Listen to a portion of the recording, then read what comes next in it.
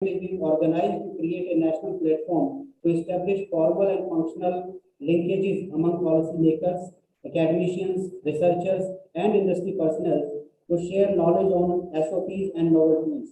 We intend to come out with a policy document for healthy growth and academic industry research outreach networks to address the food and security themes. To initiate the summit proceedings, I humbly invite Professor Pgprs Sambasiwara, Honorable Vice-Chancellor, Mizoram University, for welcome address.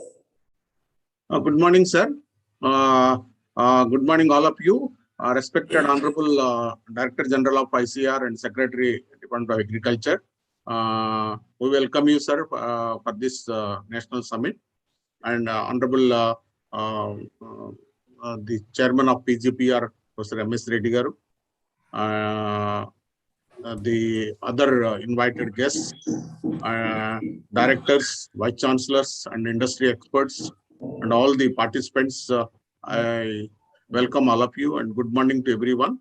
And the organizing secretaries, Tridip Hazarika and Ranveer Singh. It was a wonderful day today because this was a brainchild of Pgprs Chairman, Professor MS Reddy Garu.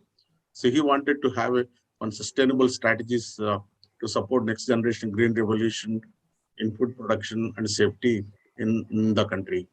And he wanted to have a platform of vice chancellors and ICAR officials to have a proper strategies for improving the production in our country, agriculture production in our country, and how Pgprs is going to play a crucial role in this particular organic farming and other production. It was expected that by 2030, India's agriculture production increased to more than 350 million tons.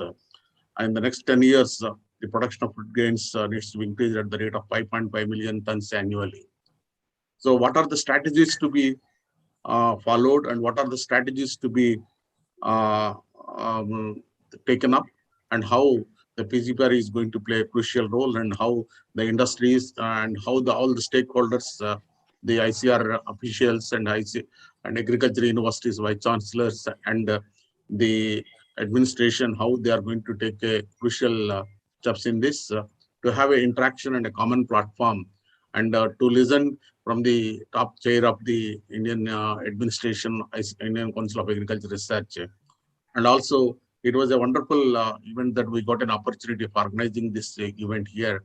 As you all know that Dr. T. Mahapatra is the Director General of ICAR, and he is the youngest agriculture official to become as Director General. And before that, he was also Director at Research Institute, Cuttack, and IRA Director. And then he became the Director General of ICAR. And he was well known to me for the past 10 to 15 years, and I was knowing him since when he was working in National Research Center for Plant Biotechnology.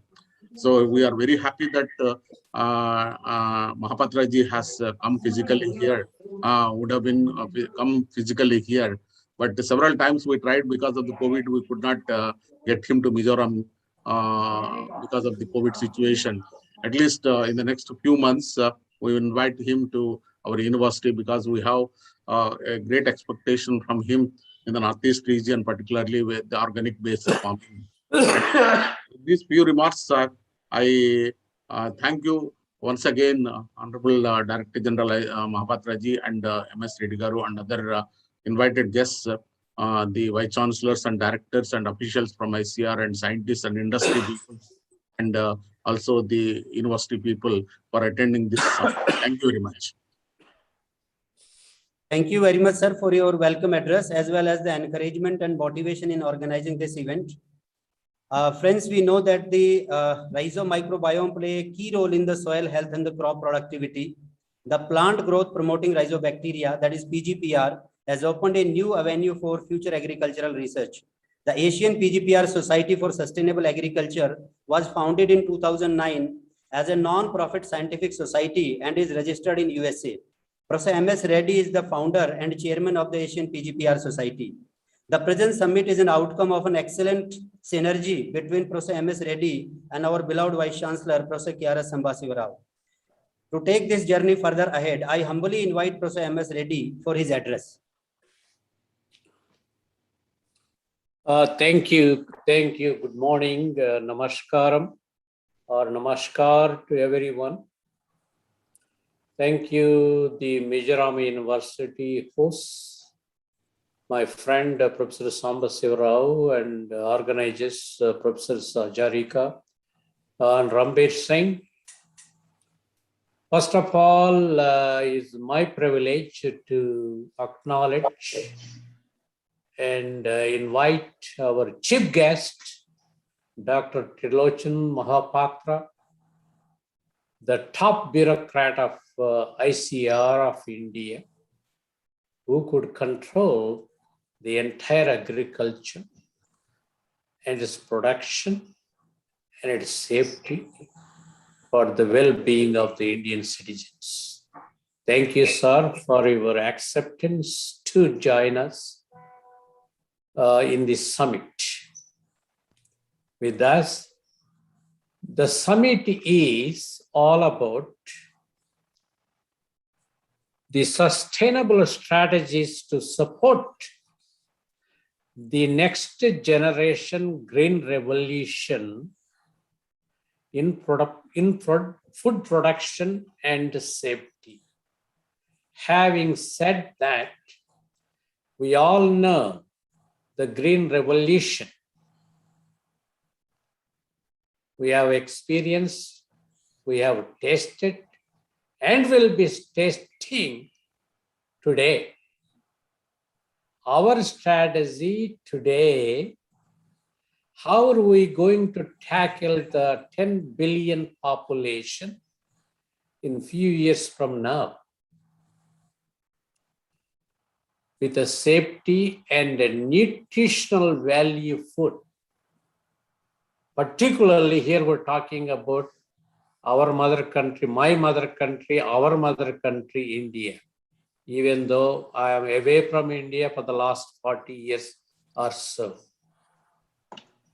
God has given me an opportunity to call upon all of you, including Dr. Mahapatra and Vice-Chancellors and ICAR top bureaucrats and industrial folks for this summit.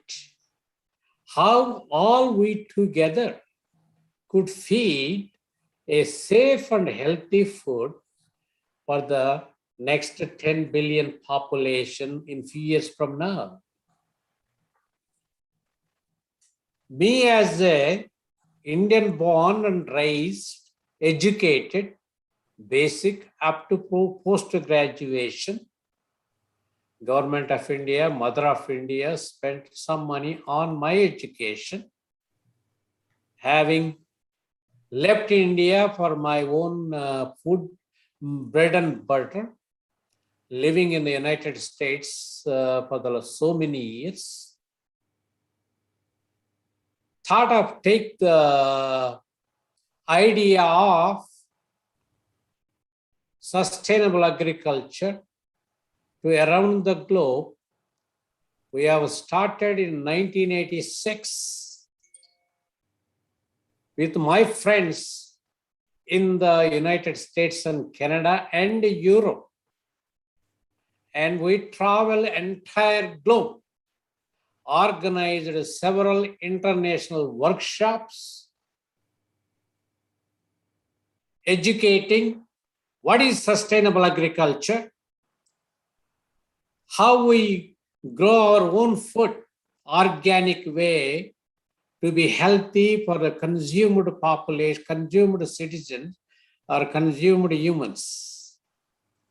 At that time, my colleague, Professor Klopper, who is the grandfather of Pgpr. Pgpr is nothing but plant growth promoting rhizobacteria. That word 30 plus years ago coined by him, and we have been going around the globe talking about Pgprs and related, now we're talking today, related technologies such as biofertilizers, biofungicides, bioherbicide, bioinsecticides, etc. And now is a buzzword called biostimulants and microbiome of the plant itself. Having traveled entire globes for the last 40 years, 10 plus years ago, me as Indian, born and raised, I cannot go each and every country. Let me come back to my mother own country, India. How we could stimulate this technology within India. Then bunch of our friends and colleagues and intellectuals of our close friends sat together. Let's do just for Asian countries. Man, you living in the United States. But we need it within Asian countries, including India. In 2009, with that notion, we have started a non-profit scientific organization called Asian Pgprs Society for Sustainable Agriculture, and registered in Hyderabad of right now Telangana state with my close friends at that time. And with that registration, we have organized the first international conference in Hyderabad at Acharya Ranga Agriculture University in Rajendra Nagar, Hyderabad, which was a fantastic meet and was a great success of 400 plus Pgpr scientists across India, plus my friends from other countries came to Hyderabad. From there on, we decided our idea to organize this kind of conference every 2 years within our Asian countries, my friends, within our Asian countries. The second one we took to Beijing, China. Third one we took to Manila, Philippines. Fourth one we took to Hanoi, Vietnam. And fifth one we took to Bogor, Indonesia. Sixth one we met in Tashkent, where our late Lal Bahadur Shastri's statue was there.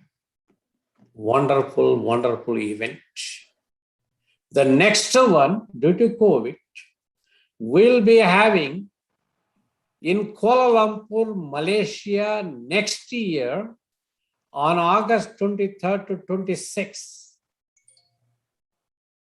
I'm requesting our Director of General, Dr. Mahapatra ji, please, we have included your name in our brochure for this future conference as a chief guest, along with my great friends, Dr. William Dorr, current Agriculture Secretary of Philippines, and many other DGs of around the globe will be coming to that conference. Sir, this is my open invitation. I have sent my official invitation also via email to you and your group. Please attend to that conference next August, 23rd to 26th. That would be the best conference, maybe 400 to 500 international delegates coming to that podium to talk about what we will be talking in respect of India today. Sir, I thank you. I thank you. If you could come, and give us your blessings for our conference. And of course, you've been you've been encouraging and you've been giving sponsorship for our Asian Pgprs conferences over the years. I thank you very much. And you're also giving permission to ICAR scientists to travel outside of India. I also thank you for that. I hope we will do that for the next KL Kuala Lumpur, Malaysia conference. Having said that, now about that Asian Pgpr, idea came, as Professor Sambasrao mentioned, why we off the Vice-Chancellors of agriculture universities and the top administrators of ICARs and the direction of Director General Dr. Mohapatra have this virtual thing, talk about how we can feed healthy organic food for the next 10 billion populations using microbial technologies, including Pgprs and microbiome, microstimulants, and associated newest technologies called nanotechnologies and robots and 5G or 6D technologies, and some nanoparticles of minute micro and macronutrients, and some low doses of chemicals or pesticides. A combined strategy to produce organically healthy and safe food to the future.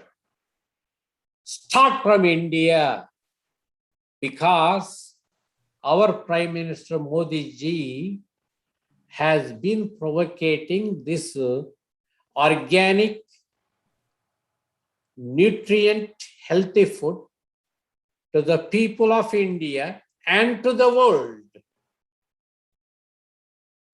by last year. He has called for, under the name of Vaibhav Summit, looking for help from Pravas Bharatiyas, NRI scientists, non-resident Indians. We had a big summit under his vision and mission. Today, having Modi ji blessing to the government of India and the people of India, and now he has been traveling for the last month or so, just promoting COVID vaccine to the entire world, started, manufactured within India. With that slogan, I call upon all our delegates today, including DG, all of our scientists, get together, including the Vice-Chancellors and the ICAR bureaucrats or administrators or scientists, with the association of our industry folks. Let's have a strategy how we can improve our existing agriculture.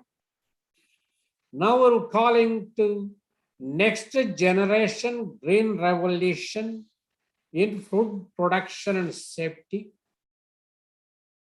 We all decide a common platform with all our Indian Vice-Chancellor, administrated scientists, and ICAR directors, administrated scientists within India, come to a common platform, form a coalition of MOUs within the Indian industry folks, seeking help from the progressive farmers.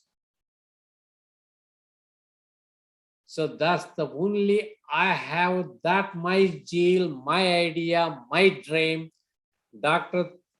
Mohapatra ji, So we would like to put together a panelists of my colleagues, 4 colleagues of Asian Pgprs Society joining today, along with me, Dr. Desai, Dr. K.R. Reddy, Dr. Krishna Sundari, and Dr. D.L. Rao, and my abroad colleague, John Young, I see him, and my friend supposed to join, Dr. Dilanta Fernando from Manitoba, Canada, and Dr. Ramaswamy, born and raised in Tamil Nadu, but is a big scientist in Taiwan working for World Vegetable Research Station.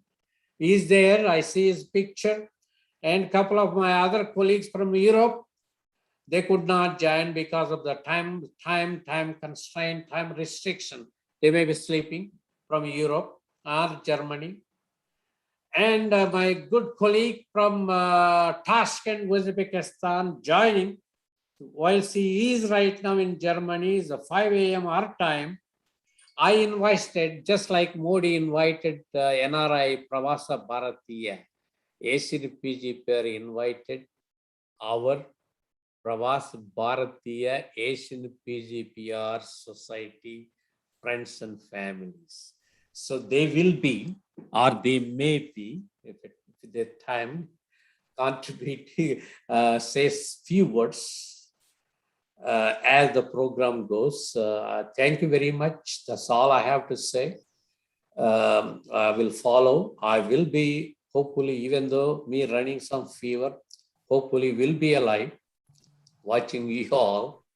If and time permits, I will jump in and provide, if required, my comments. So next, thank you folks. So thank you the organizers. Now the podium to you, Professor Ranbir Singh ji and Ajarika. Thank you so much, sir. Now we have 2 short presentations for giving the details about the theme of the conference. Meanwhile, I think DG sir and also Commissioner sir would like to leave for some urgent meeting. So therefore, why not we ask them to address? Okay, sir. Thank you very much. So we'll be having the presentation later on. So the organizing committee is highly grateful to Dr. Tirlochan Mahapatra ji, Honorable DG, ICAR and Secretary DRE for accepting our invitation and gracing this occasion with his benign presence. Dr. Mahapatra is a world-renowned agricultural scientist, well known for his studies in the field of molecular genetics and genomics. He is the fellow of the National Academy of Sciences, India, the National Academy of Agricultural Sciences, the Indian National Science Academy, and the Indian Society of Genetics and Plant Breeding. Dr. Mahapatra has been the recipient of several honors and awards recognizing his academic and research contributions.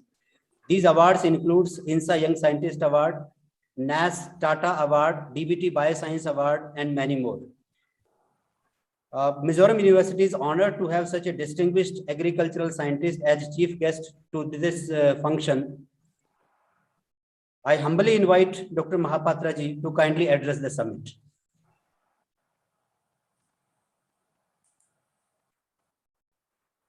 Thank you very much. At the outset, let me thank Dr. Samashiva Rao for inviting me to this program of the Asian Pgpr Society for Sustainable Agriculture. That is, in fact, I have been in the past, in fact, informed and contacted for this Asian Pgpr Society deliberations. And today, because I know Dr. Samashiva Rao for quite some time, and I have been hearing about Dr. MS Reddy for quite some time.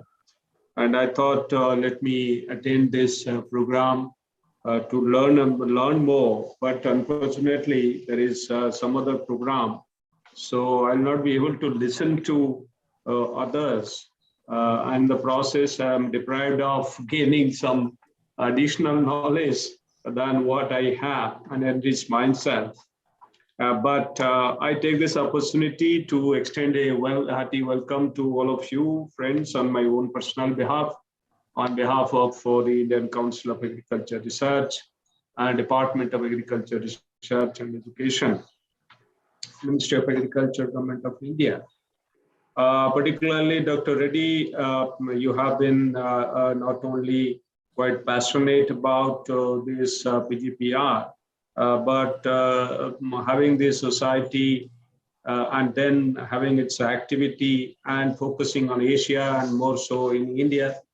So that is something which is much appreciated, and not easy to think about and also implement. Being somewhere else and still continuing the kind of relationships, with the country where you were born, and continuing to contribute, to the development, and in this case, in the field of agriculture. We have our own colleagues, and I do see, I do find Dr. DLN Rao, our colleague, a former colleague from Indian Institute of Soil Science, Authority on Soil Microbiology, and also Dr. Desai and others, Dr. Reddy, KRK Reddy, and others who are present today. And there could be other dignitaries, vice-chancellors, and some colleagues from abroad associated with this program, from Asian countries. So I not only welcome you, also thank you for joining, and always listening to others, and particularly the authorities in a particular area, provides greater insight into various aspects of new developments, particularly, and very importantly, taking messages back home for our own work, particularly in this area, to be implemented, so that we provide the much needed, benefit to the farmers of this country. So in that sense, I must thank, in that context, I must thank Dr. Reddy, MS Reddy, for initiating this whole activity, and as chairman of the Asian Pgprs Society for Sustainable Agriculture, and also as an ardent, kind of lover and supporter of this country and whatever happening. Before I go to anything else, let me say that Indian agriculture has done fairly well with regard to meeting the needs of the people, starting from Green Revolution to these days. We have not only addressed the food grain, but also various other needs, including milk and horticulture, fish, and we are exporting. And for instance, rice export itself giving us more than 60,000 crore rupees last year. Basmati as well as non-basmati rice being exported. And we are, a agriculturally surplus nation, and not only we are feeding 1.3 billion plus population, but also we are, feeding, even people in various other countries.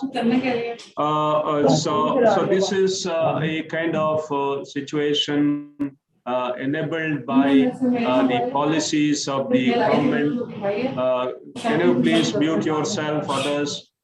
So policies of the government, which has been formulated, implemented from time to time, the newer schemes, supporting the state governments and their activities, and also at the same time, the farmers coming forward to accept what is being promoted. And more importantly, also thanks to the scientists and their work, which has led to development of new technologies, and those technologies have gone to the field.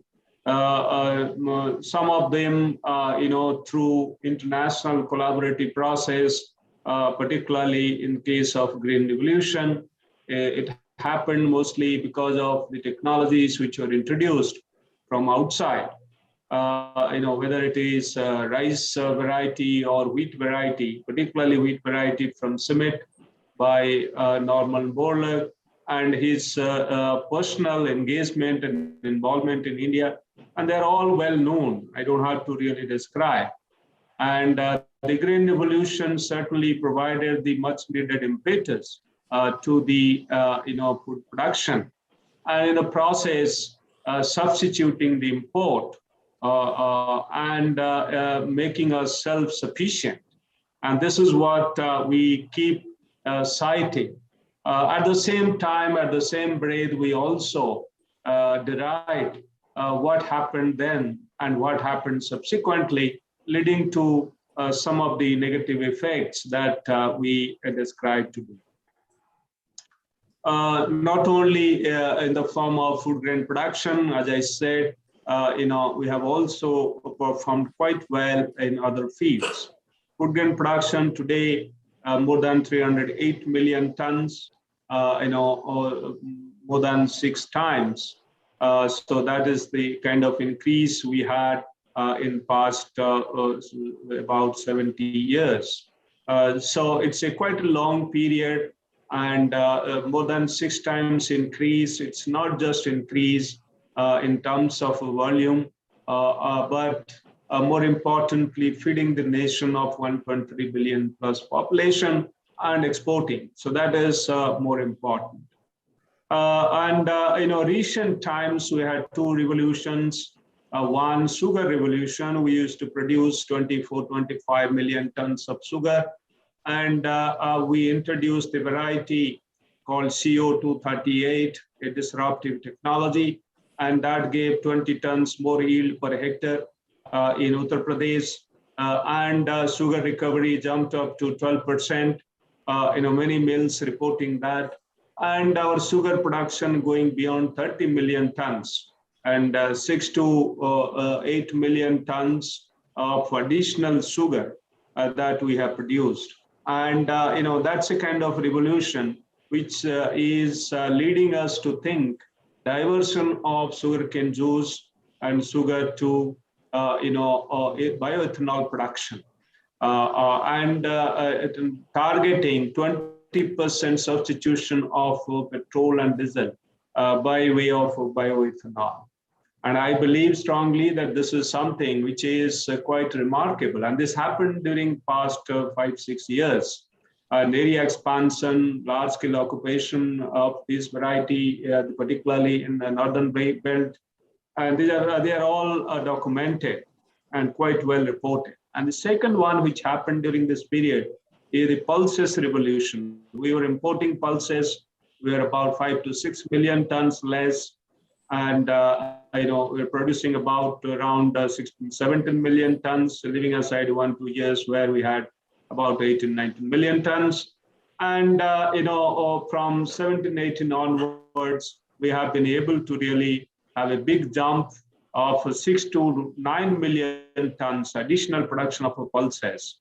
Our requirement has also increased during this period, and the import has been reduced to more than 50%. New technologies, varieties, government policies in the form of buffer stock creation, in the form of enhanced procurement and MSPs, all these, the way it was provisioned during Green Revolution period, the same way it was provisioned for pulses.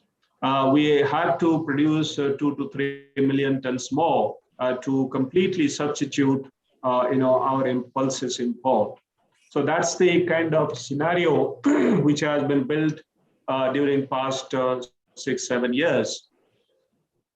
We are still lagging behind in case of edible oils, and we have the technology, we have the information, and support. But then our requirement has increased tremendously, and we are still importing and spending in the process more than 70,000 crores annually. And 60% of the edible oil import is, palm oil. And recent, schemes of the government to have more of a palm oil plantation, oil palm plantations, and also promoting annual oilseed crops may go a long way in solving this problem in years to come. Since the demand is quite high, out of 25 million tons of our requirement, we're able to produce about 10 million tons, and about 15 million tons of edible oil is being imported. So this need is quite high, and it will take a few more years with this strategy that is in place and support in place. So it should solve the issue. But what I was trying to say is, though we have produced, number one milk producer in the world, and fish producer, second highest fish production and exporting and earning $7 billion annually now, with the fish export. And, the story continues, and, more than 328 million tons of horticulture production. So these are all now in certain situations, it is a problem of plenty. So this problem of plenty is to be addressed, and that's what government is planning and bringing in infrastructure funds in different fields so that the private comes in, the infrastructure is built, and post-harvest, concerns, issues, and requirements are addressed, and losses are reduced. So these are the kind of support government is doing. But while we are doing all this, certainly there are challenges: the challenge of climate change, challenge of soil degradation, land degradation, challenge of water quality declining, and challenge of salinization increasing, and also the temperature rise per se impacting the crop yields, and so on and so forth. So I think there are varied challenges, and India has its inherent challenge of small land holdings, and 85% of the farmers being small and marginal, and also fragmented land holdings. Not that 2 hectare or less than 2 hectare land at one place. There are maybe 5, 6, even 10 places. So land consolidation not really happening to that extent. So there are other challenges as well to having enhanced productivity and enhanced production and profitability. Honorable Prime Minister has given the call for profitability, enhance farmers' income and increase, by 100% by next year, or going beyond that. So that's another challenge, and keeping in view the constraints there. Input cost is rising, and we have to reduce the input cost, have more of post-harvest loss reduction and value addition and market linkage, and those things which we are focusing on. The issue today that we are discussing is how do we actually enhance productivity? This country uses very little amount of pesticide. That's the essential requirement, and which was the input during Green Revolution that actually helped enhancing production in this country. And our use of pesticides, about 600 gram per kg per year, is among the lowest. And I believe that those countries, like Japan or China or USA, more than 10 kg per hectare per year. So our pesticide consumption is so low, and certainly there is more of natural farming already happening in this country with regard to, if you take the pesticide use, because in certain states, in certain regions, certain districts, pesticide consumption is quite high, more than 1 kg. And obviously, other regions use very little or no pesticides. So also fertilizers. The fertilizer use is also low, lower than 150 kg and there are countries which are using more than 200 kg. So our concern is that having this fertilizer use, 85% of fertilizer being used in 290 districts of this country, and the rest of the districts using only 15% of the fertilizer, particularly urea.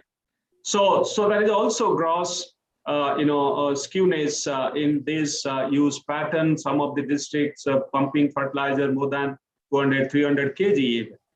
Some of the districts in Andhra Pradesh. So there are concerns, issues with regard to that. So lesser use or higher use, so imbalanced use of fertilizers, imbalanced use of pesticides, and that is leading to degradation of soils, and water also getting contaminated and polluted, and environmental pollution also happening in some of those areas where there is no proper use. So Honorable Prime Minister also has given the call that if we can reduce the use of chemicals in agriculture by at least 15-20%, as early as possible in few years' time. So that would be a big contribution. The integrated nutrient management strategies in this country developed by Indian Council of Agriculture Research and the state agriculture universities, it suggests that at least 25% of total nutrient requirements should be met from the organic sources. And that is how we can support and sustain production. So sustainable agriculture can happen if we can have more of addition of organic matter to the soil.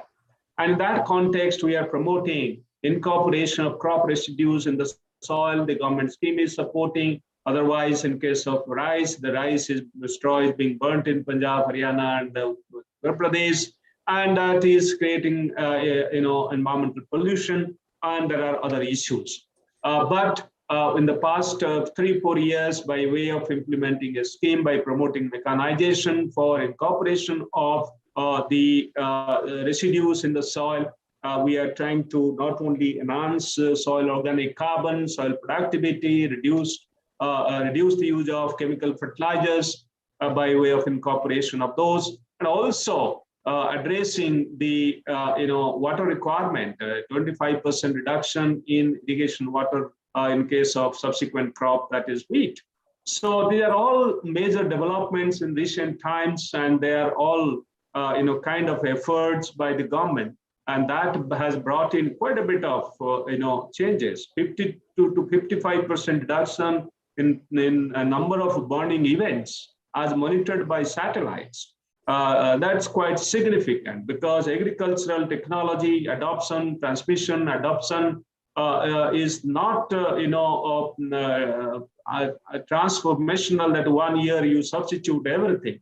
It is slow because farmers don't really adopt overnight or whatever they are recommended. So that is in that context we have to see this. Although the media paints in different format, different way to suit their requirements, but they don't understand adequately the complexities of socio-economy and other issues in this country, and the attitude of farmers in this country.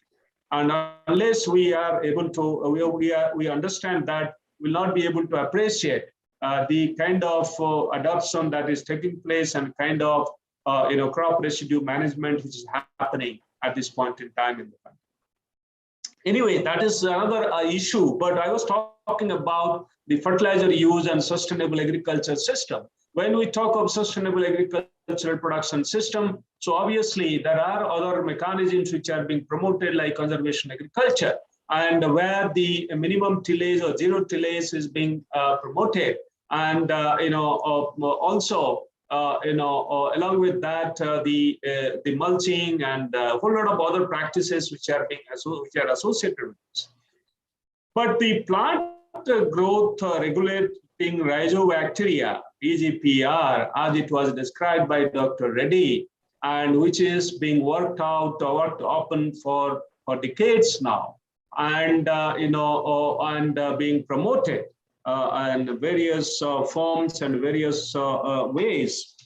So these are some of these aspects, very briefly, because time is over for me. And I don't want to really have a long lecture because you are all experts. And certainly in this country, we need to really promote them. It is not that, they have not, the potential of Pgpr is not recognized and they are not studied and they are not being utilized. So I believe that they are there already in the field and we are already using, some of them in the form of as biofertilizers. In fact, we have documented, a large number of more than 40, I believe, the microbial sources, including, of course, largely bacterial sources as biofertilizers, and also consortia for utilization of various nutrients from the soil, and reducing fertilizer to the tune of at least 20-25%, and somewhere the claim is to the tune of even 50%. Not only field crops, even in horticulture crops. The Indian Institute of Horticulture Research, I believe somebody would be there to have a detailed presentation on use there in horticulture crops. And then maybe our director of National Bureau of Agriculture, Important Microbes, Dr. Saxena, would be able to give a presentation on what is really happening on this front. Similarly, mention was made about the biostimulants. We didn't have a guideline, and we have now a guideline for use of biostimulants to have regulated use and marketing, production, and all that, and defining them first of all, and providing a framework for registration and their use in the country. So now the country is promoting use of biostimulants, basically the organisms which are having this kind of growth promoting activities, and in the form of microbes like bacteria, and obviously they can be utilized, or their extracts can be utilized, and including seaweed extracts. So there are many other kind of products which are now in the market and which are being used. It's not that the story is completely unknown to us, and it's quite well known in the country. But then, we are also equally concerned, and I believe we would be guided by all of you from your rich experience. How do we really promote? The promotion at the field level, their large-scale use has not really happened. If we talk of rhizobium as a culture for use as inoculant in case of pulse crops, the way we thought would be promoted has not really gone to that extent. So one need to really see how impactful these technologies are and how sustainably they impact crop growth, and that long-term effects of these needs to be really documented, and if they are there, so I believe my colleagues should be able to really get that and then bring us the details so that one can have a critical look at how sustainably they can increase crop growth and also yield, because crop growth by itself doesn't really mean much to us unless that is the whole biomass gets diverted to the economic product. So that is one aspect which I do not have much of understanding, and I believe Dr. Reddy and colleagues will provide insight into that. The second is that what is the stability of these formulations, whatever is formulated in the form of formulations, liquid or whatever, so solid carriers, and what is the life, and then how long, and that has been a major concern. So the stability aspect, I believe you all would be discussing and addressing this. And research and activities must be directed in that area, and to address this. And that has been one issue, because all that which is seen at the lab scale and at laboratory level, when it goes to the farmer's field, that effect is not really visible. So unless we have visible impacts in the farmer's field, so obviously farmers are not going to accept and promote And that's the reason why, we don't have large scale, use of the Pgpr at this point in time. The other is that when we talk of this, obviously they have to be competitive. And how competitive is inoculants or biostimulants or whatever Pgpr are as compared to the natural ones which are available.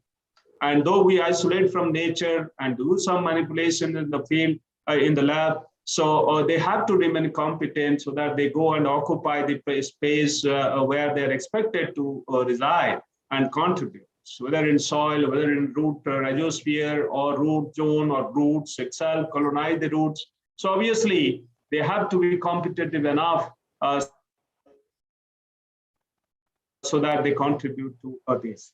And so that aspect, and also we can enhance competitiveness by way of genetic modifications. So I think making formulation and development of formulations is also another area, and a liquid or solid or whatever, what way, and the nano format of these formulations and then their use. So there are now capsule formats which are being promoted, and also liquid formats which are being promoted. So the ifs and buts there, and the ins and outs there, the positives and negatives there, all needs to be really addressed so that we are able to promote this. And some of them do not really concern us with regard to biosafety.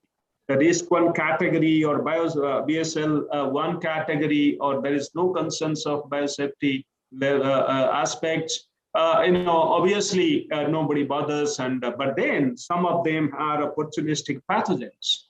And one need to really, I do understand that you know better than me, and I'm sure you would be able to discuss and throw light at how do we deal with those, through containment facilities or whatever, and so how do we promote them as plant growth regulating organisms. So I'm sure you would go much beyond what I am talking, and it's already 11 o'clock. I don't intend to really give a lecture because I am totally ignorant about the field, but whatever little I understand as an administrator for past 5.5 years. So that's what I have placed before you, and there will be certainly ignorance displayed there because you know much more than what I am talking about. But we need to really promote.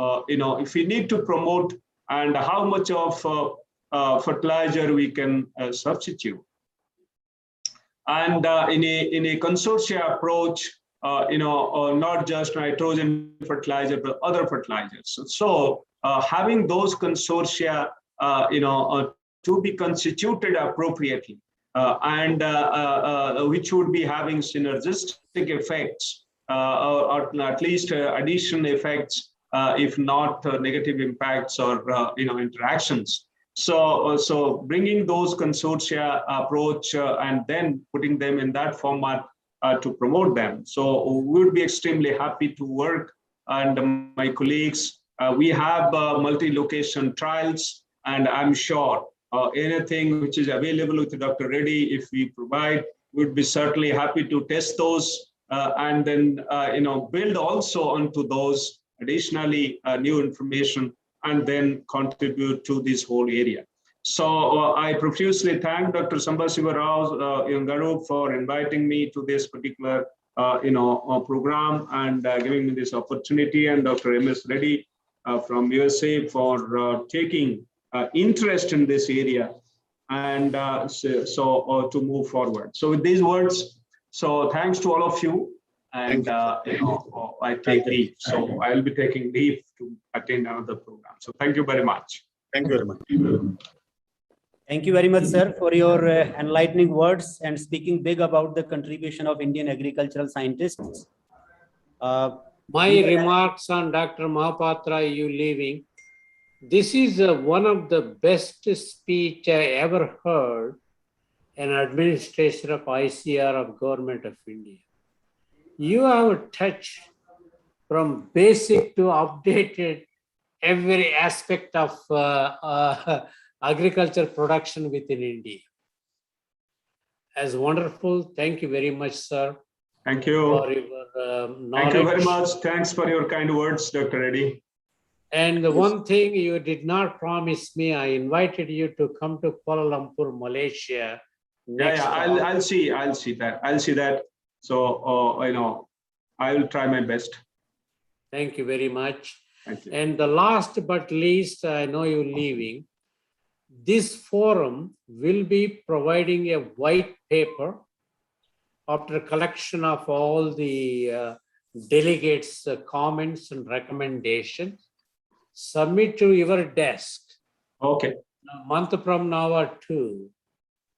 Under your administration, with the people like me, Pravas Bharatiya or our friends abroad, only one thing, India has not only natural resources, natural knowledge than any other country have it. So be whatever we're talking today, India, according to Modi ji, has to drive other countries, take this niche knowledge to other countries. If we could help us make this thing happen into a common platform, bringing some Vice-Chancellors and ICAR big scientists with the industries within India, make it a common research triangle. Everybody doing their own businesses, their own back home, their own labs and their own university. I would request you, sir, can make these so-called intellectuals within India and a common one platform, for example, on Pgpr, for example. So that nodal can become viable within India, can lead to other countries to implement and use it. That's all my request to you on this occasion. I thank you very much. I know it is a big task I ask you. So we will take note of all the recommendations and try to implement. So yeah. Thank you very much. We'll be extremely happy to receive those. Okay. Thank you very much. Namaskar. Thank you very much, sir. Thank you very much, sir. Now I invite Professor T.K. Hazarika, Head Department of Horticulture, Aromatic and Medicinal Plants, Mizoram University, to propose a formal vote of thanks. A very good morning to all of you. I deem a great honor and privilege to propose the vote of thanks for this inaugural session of today's virtual summit of Vice-Chancellors and ICAR administrators of India on sustainable strategies to support the next generation green revolution in food production and safety. Let me first of all start by giving the glory to the Almighty God for making today's inaugural session a resounding success.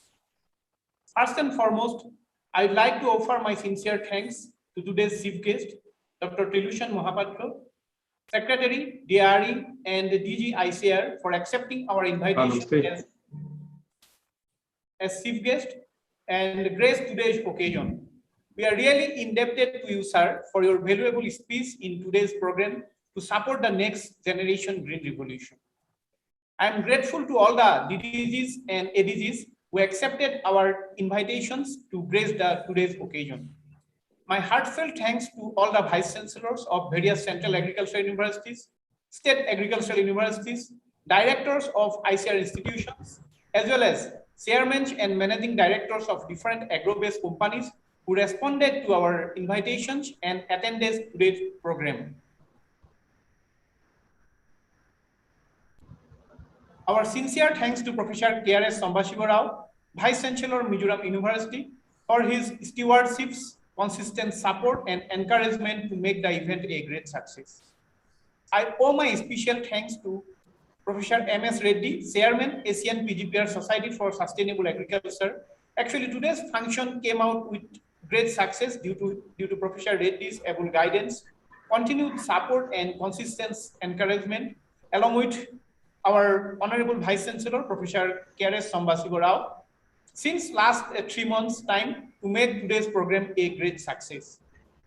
My sincere thanks also goes to all the members of Asian Pgprs Society for their cooperations and support, who worked really very hard in making today's program a grand success. Last but not the least, I thank all the advisory board members and faculties of Mizoram universities for their encouragement, support, and guidance during the whole course of time to make the inaugural program a great success. Once again, I thank you, all of you, for your kind attention. Thank you. Jai Hind. Thank you, Professor Trideep. Now we will Thank start. you, Dr. Rao, Dr. Reddy. I take leave. Thank you, sir. Thank you, sir. Thank you very much. Thanks to all of you. Namaskar. Namaskar. Namaskar. Thank you. So thank you, DG sir. Now we will go to the technical session, and I request all the panelists to kindly stay. And now I request invite the moderators of the technical session, Professor Krishna Sundari from JIT Noida and Dr. K.R.K. Reddy, Managing Director, Bioaesthetic Private Limited, Hyderabad, to take over the proceedings.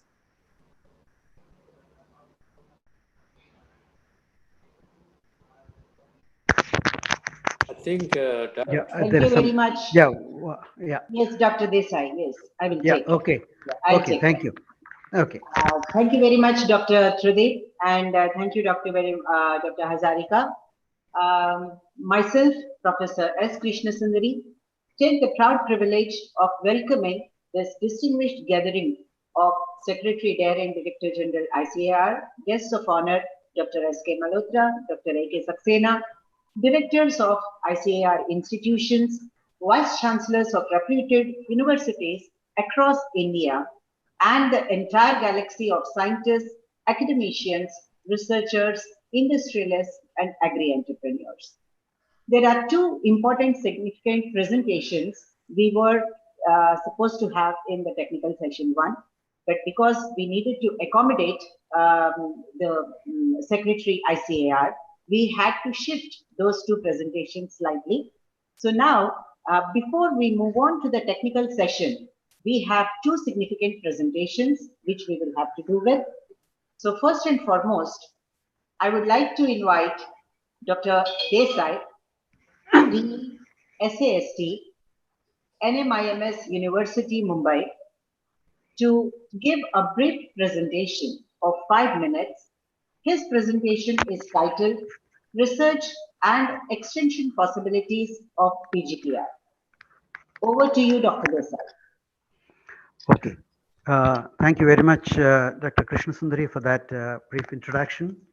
At the outset, I'm thankful to all the organizers and Professor Sambasiva Rao and his team for giving me this opportunity. The whole idea of putting these two presentations is that these are the two primer presentations covering the various aspects related to this particular summit, the thematic areas what we have thought of. The first presentation is about the research and extension aspects, where our Honorable DG was mentioning about how to make these products popular among the farmers. The second one is about the industry and regulatory aspects, which will be presented by K.R.K. Reddy. Once we go through these small presentations, they will work as primers for the subsequent deliberations of the Dr. Desai, I go ahead with excuse me for the interruption. Kindly, sir, proceed with your presentation. Yeah, I'm going ahead. We will be briefing about the format, sir. Yeah. Okay. So I'm sharing my presentation now.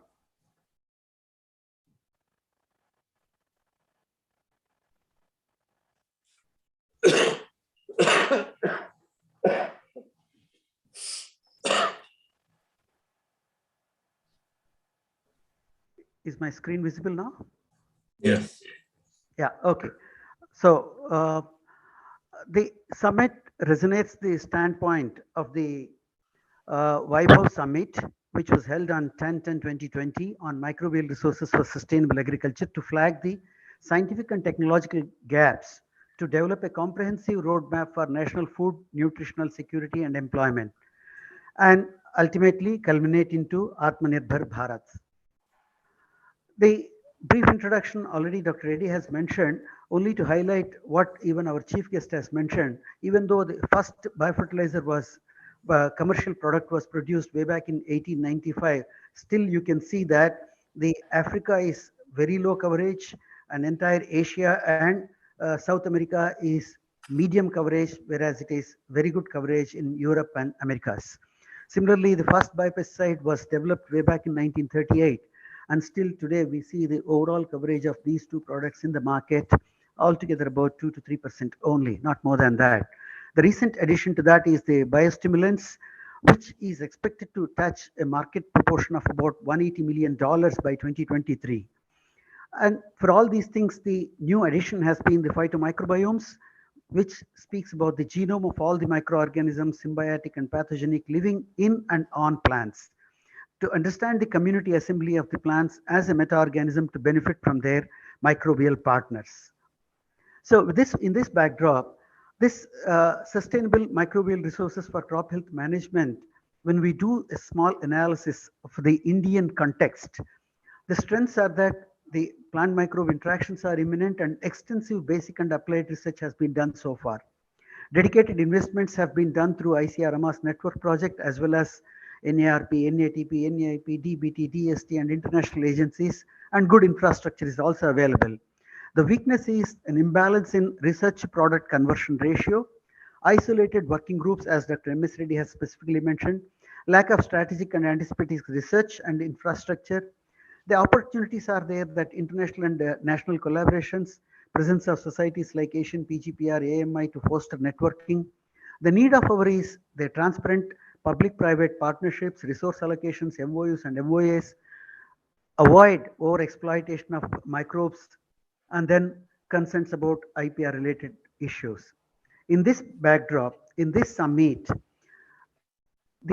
for achieving next generation green revolution, the research and extension related thematic areas identified are science, society, policy, synergy for food security, future strategic crops and land use patterns, regenerative agriculture and soil health.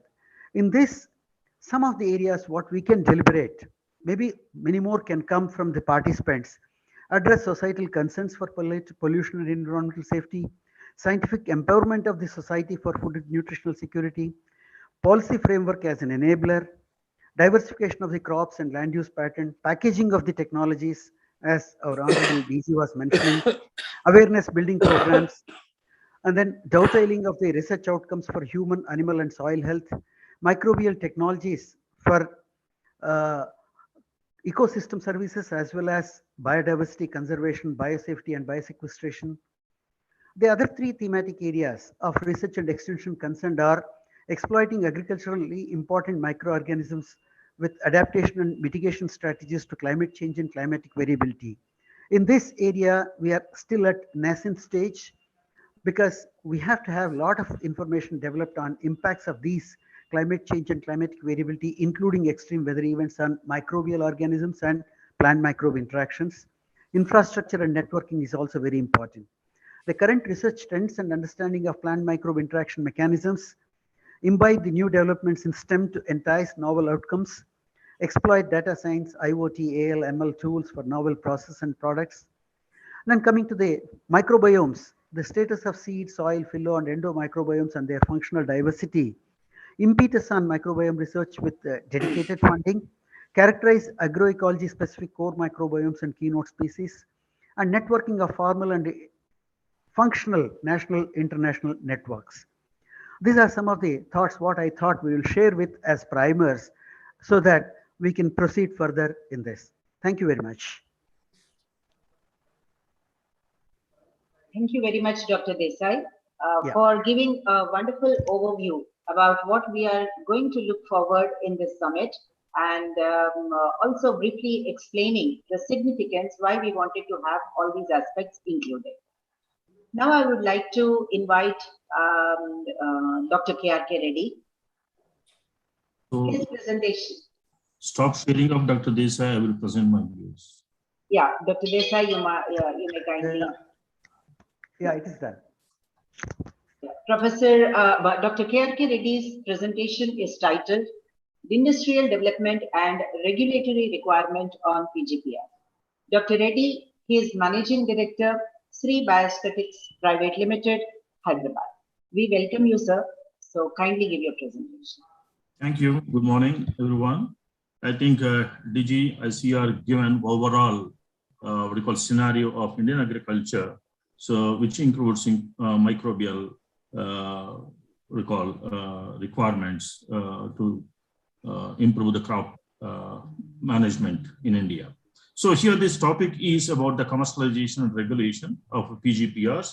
We can broadly say that aims agriculturally important microbes. There may not be Pgprs and biofertilizers, but it also covers biostimulants as well as the biopesticides. So here we see the scenario at this moment is the consumption and the scope for these microbials in agriculture, and also the constraints. So these are popularly now called as 3Bs, and biopesticides, biofertilizers, and biostimulants.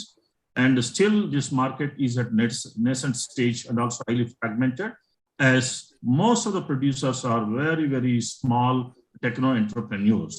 So if you see the statistics and the average consumption of biofertilizer in our country, available statistics says the maximum is 100 grams per hectare as against 175 kg of chemical fertilizer usage. And if you see other statistics like the 200 million hectares of arable land, so we have already chemicalized 110 million hectares, but the bio almost covers 10 million. I do not know the statistics, how far they are real. And at the same time, Indian biofertilizer consumption is 10,000 metric tons, but there is always scope for increasing 10 folds. As of now, the country is producing only 10,000 metric tons, and also biopesticides is only 8,000 metric tons. But there is every chance to increase 10 folds. So this is against, if you look at 60 million metric tons of chemical fertilizers being used and the 60,000 metric tons of chemical pesticides being used. So even if it is 5%, if you can see in next 5 years, so definitely there will be a tremendous opportunity to convert these microbials into delivery systems as products. So as somebody said, the constraints, we have several constraints. In fact, actually the biological industry, 3B industry, I can say that is at the crossroads. So because we have the technological hitches and we have the infrastructural issues and also the manpower, the human resources, and finally the regulatory aspects. So if you look at the NBIM, I think thanks to Dr. A.K. Saxena is here, and the government of India, especially ICAR, is doing what we call extraordinary work in this case, where they are depositing, they are maintaining the directory of the various kinds of microbes in all walks of agriculture, like biostimulants, biofertilizers, and biopesticides, right from characterizations, isolations, and also the networking. But at the same time, what is most important is the regulatory part of it here. So we have Agri-Innovate, that is a bridging between the National Agriculture Research System under the industry. But what we are not getting is full-fledged, foolproof technologies. So that means ready to convert into the product. So we have sourced several technologies through Agri-Innovate, but they're all halfway done. But once again, industry has to invest money and time to convert into a product. That is the biggest bottleneck today, what the industry is facing. And though the ICAR is doing extraordinary work in this sector. As we mentioned, these biostimulants or biofertilizers or biopesticides, all are based maybe actinomycetes or bacteria or fungi. And once they are considered as grass, that is generally regarded as safe and non-GMOs and the natural isolates, and also tested in all India coordinated trials, and no phytotoxicity is observed. In such case, why so much stringent regulatory policy is applicable to the biologicals as against to the chemicals, the toxic chemicals? So therefore, so what we want actually, there is a national policy, an umbrella policy for all these three kinds of microorganisms. Some microorganisms under FCO fertilizer, and some organisms under FCO biostimulant, some are under Insecticide Act. So we know pretty well, all the scientist community is sitting here and hearing. So we know these are all the safe organisms. They coexist in the soil and they are all naturally isolated. No GMO, all tested by the ICAR system. In such case, why should we have? Do we really require these microbes to serve Indian agriculture? So that is a big question. In such case, we need to remove these bottlenecks. Then only industry can take it forward and bridge the gap between the lab to land. This is very important thing. And And we know this, most of these microorganisms classically last several years is all supplied by state agriculture universities or central, agriculture universities, or maybe the ICAR institutions. So therefore the ICAR institutions or state agriculture universities are providing these strains to the small scale industries, and where we produce and we register under FCO and also CIBRC, and there is a state manufacturing license and the quality control implemented by the state machinery, and finally the sales also regulated. In such a case, why do we have this kind of a very stringent? So India is the first to regulate biostimulants apart from biopesticides and biofertilizers. There is a serious ambiguity in recently introduced biostimulants, where industry has written so many letters to the government. So even few minutes back, our DG ICAR mentioned about the microbes as biostimulants. Are they or not? So there's a big question.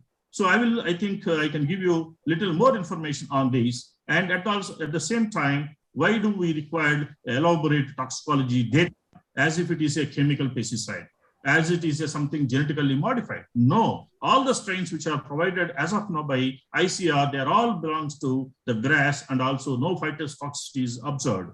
So, and apart from that, even DG ICAR also mentioned about the consortiums. So consortiums are not allowed so far under biopesticides, either biopesticide or biofertilizer, biostimulant. See, it's all the functional aspects of the microbes. A bacillus can be biostimulant, a bacillus can be biofertilizer, a bacillus can be a biopesticide.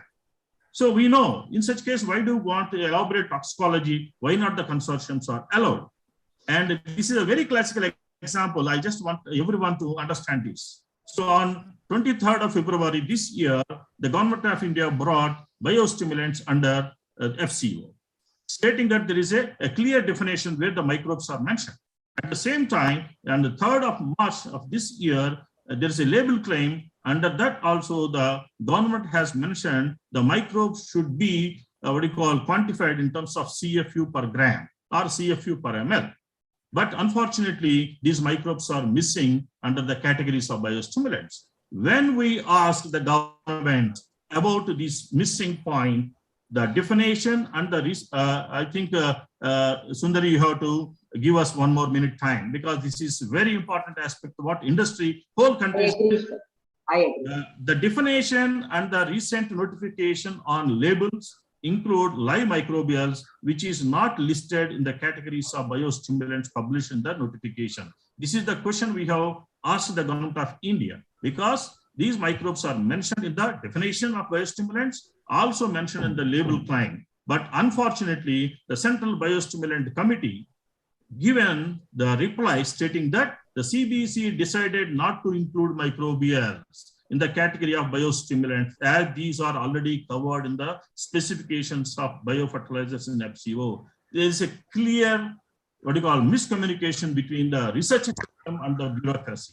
Just now, our DG ICAR, a few minutes back, he said microbes should be considered as the biostimulants. Point one. Now, he also mentioned about the delivery systems like capsules, and IASR, Calicut, they are selling and producing technology transferring the capsules. Several ICAR organizations are selling the technologies for mitigating abiotic stress mitigations. They are also as biostimulants. In such case, how these biostimulants can be categorized under FCO fertilizers, biofertilizers? There is no answer. Okay, we agree, industry, definitely we agree for categorizing these microbes under biofertilizers. But where are the specifications? How to quantify them? If it is a nitrogen, yes, you can quantify. PSD, you can quantify. How direct action of a microbe can be quantified? So there must be a specification. But if you see, unfortunately, the second part of this, a mention of live microbials under biostimulant guidelines refer to those which occur during the process. Microbes never occur during the process. So any fermentation or any microbial process, it starts with microbes and with some kind of a cell-free extract or a metabolite. But mentioning of label claim, this many microbes per CFU per milligram or maybe per ml. So in such a case, this is a very distorted information, and we do not know this is really the industry afraid of it. And maybe the scientists, vice chancellors, directors, especially Dr. A.K. Saxena, we request you, sir, please take it to the government of India, and your interference is really required. So this is a very, very important point. And therefore, we request the government and also this August gathering, at least to call for a stakeholders meeting between ICAR, regulatory, and industry. Thank you so much. Thank you very much, Dr. K.R.K. Reddy, for pressing upon the importance of recognizing the non-phytotoxicity of the Pgpr, because only then the path to develop these freely as market-ready products is going to be easy. And also for pressing upon the importance of consortium and the use of the Pgpr as biostimulants. Thank you very much, sir.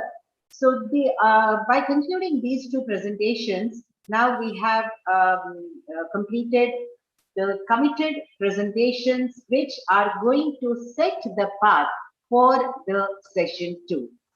Now, with the permission of the organizers, I would like to move on to the session 2. I thank the organizers of the virtual summit of Vice-Chancellors and ICAR administrators of India for bestowing this responsibility of moderating the technical session, which is the first of its kind initiative to bring agricultural top brass administrators in India, scientists, university heads represented by the Vice-Chancellors, and industry and agri-entrepreneurs on one platform.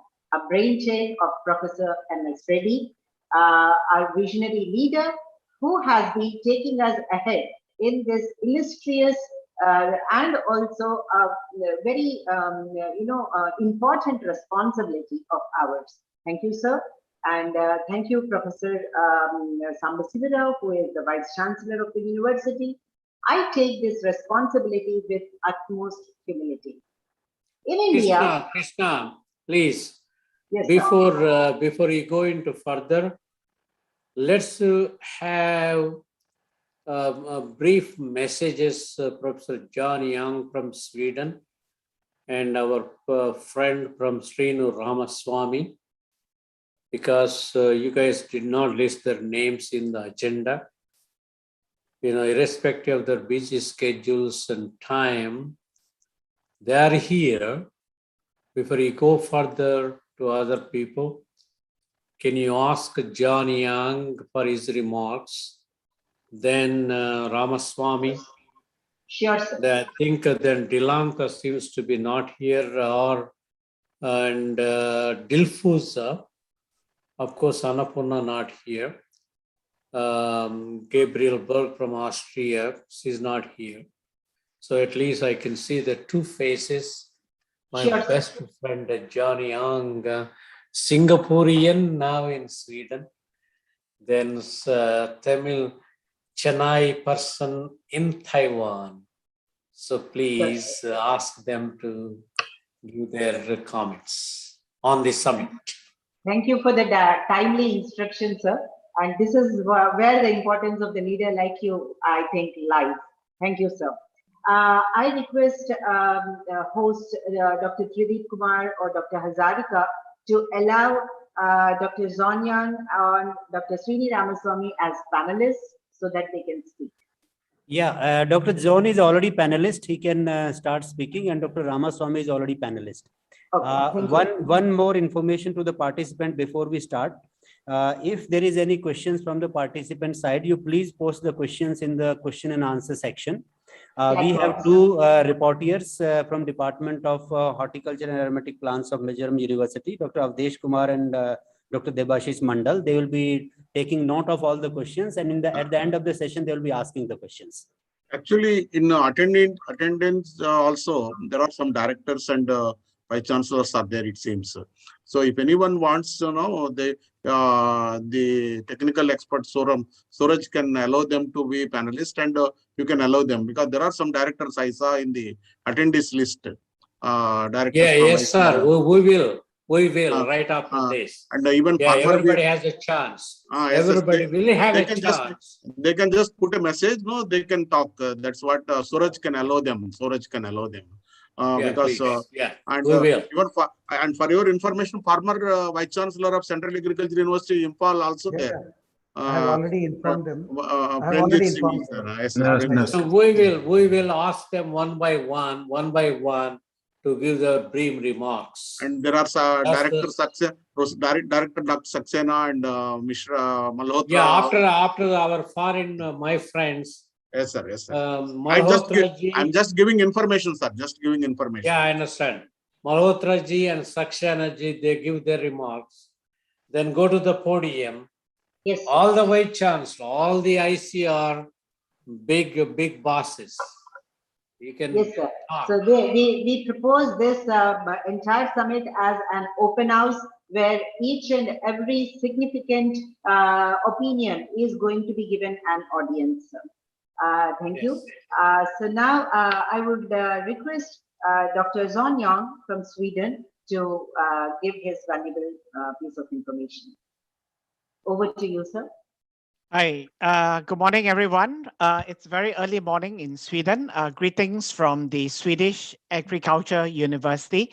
We are the main players taking care of the entire Nordic countries. So to save everyone's time, I've already posted the major guidelines. So Dr. Reddy, both of them, Professor Reddy and the other Dr. KRK Reddy, is correct. There you require a lot of regulation and legislation at the government level. So this is where the Europeans have some useful experiences. So at this point, I would like to say one thing as a foreigner, and to tell you that the best microbiologist actually comes from India. Okay, I've already sent out a few scholarships there. They are my Indian colleagues working at SLU, okay, the key agriculture university for Northern Europe. So I want to be the best neutral person to congratulate all my Indian colleagues.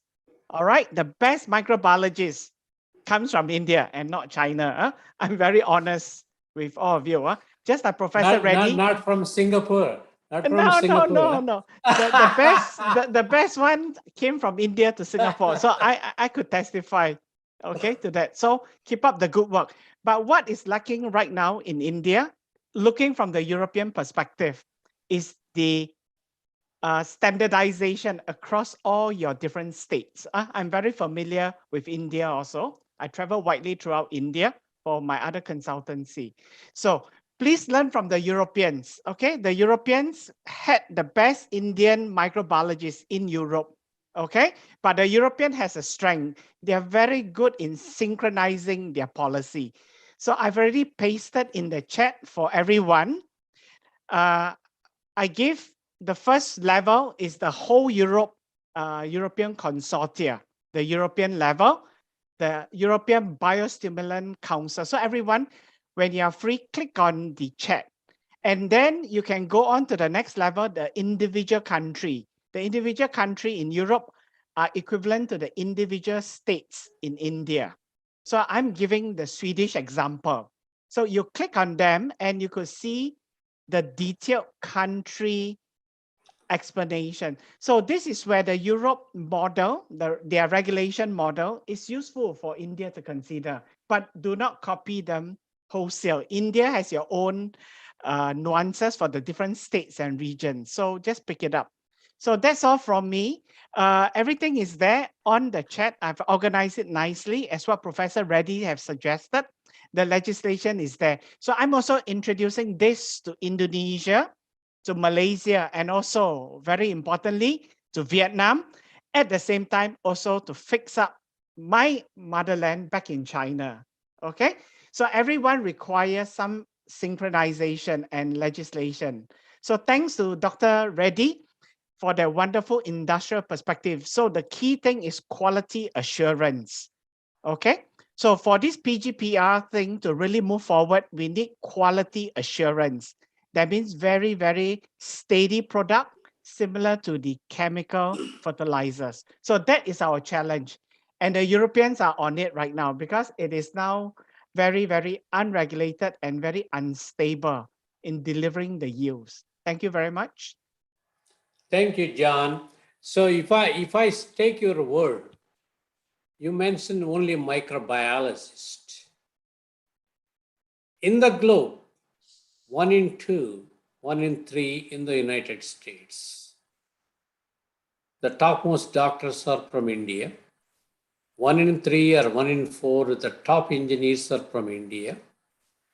1 in 2, 1 in 3 are the top the software guys are from India.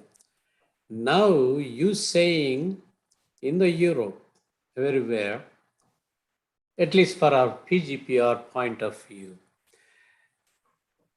same thing as our Prime Minister of India. I mean, our means my means I'm not anymore Indian, but Prime Minister of India, less India, no offense on any other country.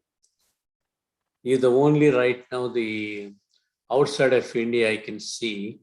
Of course, my friend Ramaswamy is Indian. He loves that. So you know, you're a Singaporean, we are friends. So I mean, that's the way I mentioned my point to the ICAR director. Just some country take a lead, move forward, open up.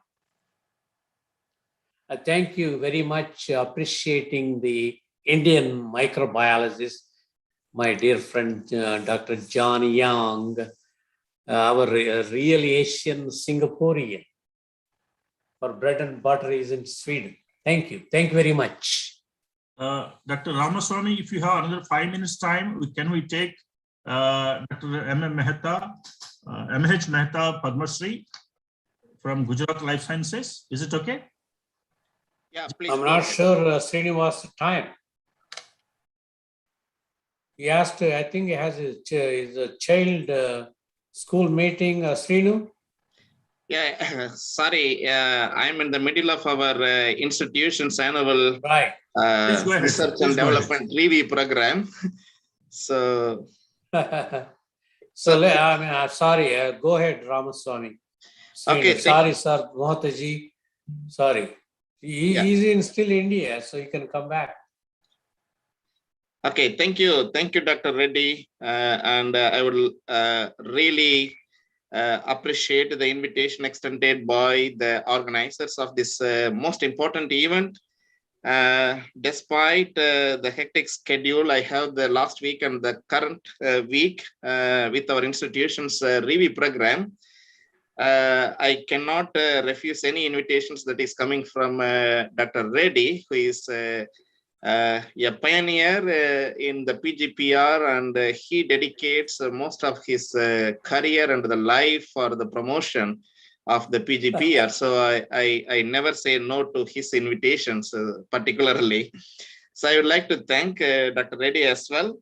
This is a timely event, I would say, talking about the next generation green revolution, because we are living in a very, very critical moment in the universe now. On one hand, we are having an ever increasing population. On the other hand, we are having a very, very rapid shrinking of the agricultural land, because we are in a very tough competition with the urbanization and the industrialization. So with the limited availability of the land, we have a huge responsibility of the feeding every mouth on the earth now. It's not simply providing mere food, but we are also talking about the safe and the nutritious food. So that's the reason we are not only talking about food security, we are also talking about the nutritional security. The main reason I'm emphasizing the nutrition is, if you look at the current world, only about 795 million people are underweight without having adequate access to the calorie that they need. On the other hand, close to 1.9 billion people are overweight. So it's not the problem of food deficiency, how to make the food accessible, affordable. So it's not the availability, it's the accessibility and the affordability. And the most important fact that always bothers me is micronutrient deficiency. Every day, at least 400 mothers die during the childbirth due to iron deficiency.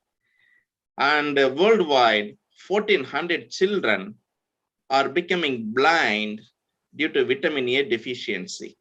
So despite so much of scientific advancement happening in the world, including in the agricultural field, this is so distressing fact that we are still lagging behind in terms of making available safe and nutritious food. So in this context, the systems intensification, the production systems intensification is happening on a rapid scale, but at the same time, we have to consider how best we can make it in a very, very sustainable manner, where the Pgpr or the biological products have a huge role to play. So I'm talking in the context of not only the human health, but also in the context of soil health, plant health, because all these contribute to the environment health. So this is called the One Health approach in the current world.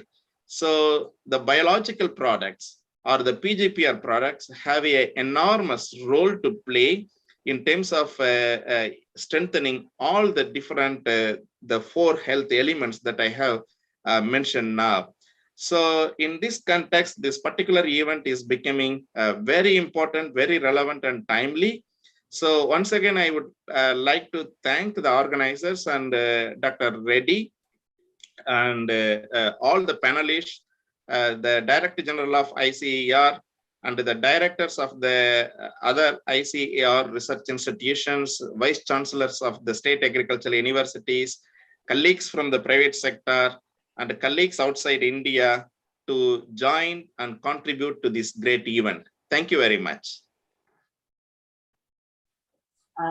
Thank you, Dr. Srini Ramaswamy, for your valuable inputs. Now we would like to proceed with the agenda for the technical session. Mehta, Sundari. Yeah, yes, please. sir. Yes. I'll just introduce the format of the technical session, and then I will go inviting each and every one of them. Yeah. Yeah. So in India, research and agriculture technologies is principally taken up by institutions of ICAR, institutions under CSIR, universities, and non-profit organizations. For the purpose of this virtual summit, we are considering this entire conglomerate as the research group. The other significant growth propellers in agriculture sector are the industry and the agripreneurs, whom we grouped as industry. So in this technical session, we will be alternating between the research group and the industry group. This session would be a panel discussion where we make an effort to provide audience to both the research group and the industry group, because we would want this summit to abridge the gap between the research group and the industry group, and also have a mixed bag of opinions from both the important arms which are going to bring these bio products to the market. I request the others to kindly mute. Yeah, looking forward, we are now looking forward for a lively discussion on sustainable strategies to support next generation green revolution in food safety and food production. I would like to start the session by inviting Dr. S.K. Malhotra, Agri Commissioner, to open the discussion.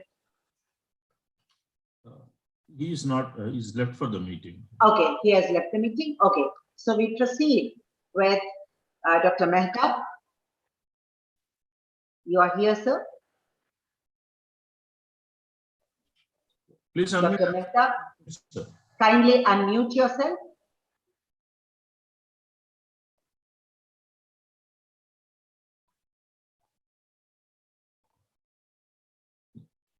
Okay, can you hear me? Yes, sir, we can. Thank you very much. I just want to very briefly make 2-3 points only. Yes, sir. One is that, you know, we have a national working group, ICFA, on eco-agriculture. And naturally, we are all convinced that, like the subject today, that we are all moving from the green revolution to evergreen revolution or eco-agriculture for evergreen revolution. And this has the 3 very major components, but of which a whole lot of the new generation eco-friendly bio-inputs, biofertilizers, biopesticides, biostimulants, and even biocompost become a very important vehicle to bring this kind of revolution. In fact, it was very interesting because some time back, the PMO of India invited a committee of global experts. These are the 4 people. I don't know whether it is very easily edible, but anyway, it consisted, I was only Indian in that particular committee. And the whole discussion with the PM started like this. We are all convinced that eco-agriculture or organic farming is good and is the way forward. You don't have to waste time in convincing us. Tell us how to. And I think this is where today's meeting is of great importance, and that's why I'm very happy to participate in it. I just wanted to give an example. There was a mention about the total understanding and the close link which we need between the consumer, between the industries, the agricultural scientists, and the institution. And just one example which I just wanted to give you was how we started off. It started as an NGO, the Science Ashram, which was really most of the young microbiologists and biotechnologists who came back from abroad and started an organization called the Science Ashram. They would go to the farmers, tell them, don't overuse chemical fertilizers, chemical pesticides, it's doing a lot of harm, and so on. And surprisingly, the farmers came back and saying, yeah, we all know, but what is the alternative? And when they were told that these new generation bio-inputs are the way forward, they can do this job. And the farmer said, you make them, we will use it. So here is a classic case. Normally an industry starts an NGO. Here the NGO had to start a company called Gujarat Life Sciences. And I just wanted to give this example as the actions which have to be closely associated with. But let me come back to the National Working Group on Eco-Agriculture, and I invite you all to join because it's a common platform with the people in government, non-government, industry, academia, research institutions, and so on, to make a roadmap and action plan for eco-agriculture for evergreen revolution. And this is going to be our duty because the government at the highest level is waiting for the roadmap and action plan. And I think that's why I feel very happy to participate in this meeting. I just wanted to give you one more example. Wherever we have found in the working with farmers all over, in the last 3 decades, I had the fortune of working with farmers in Africa, in Asian countries, and so on. And we have found emotionally, if there is a sudden switchover, I think you can't fish away the chemical fertilizers and chemical pesticides overnight. But there is a what we now call a 2020 model, which I have found to be very practical. The 2020 model is 20% lower input cost and 20% higher production in the first year itself by replacing the chemicals with the bio inputs. And this is not something which is just on paper. It has been proving in very different crops and different agroclimatic conditions. Incidentally, the model has recently, by a very large international organization, Solidaridad, has been now put on the digital app, calling it 2020 meta model or whatever. And this is the way for gradual transformation, because the next year you double it and third year you double it.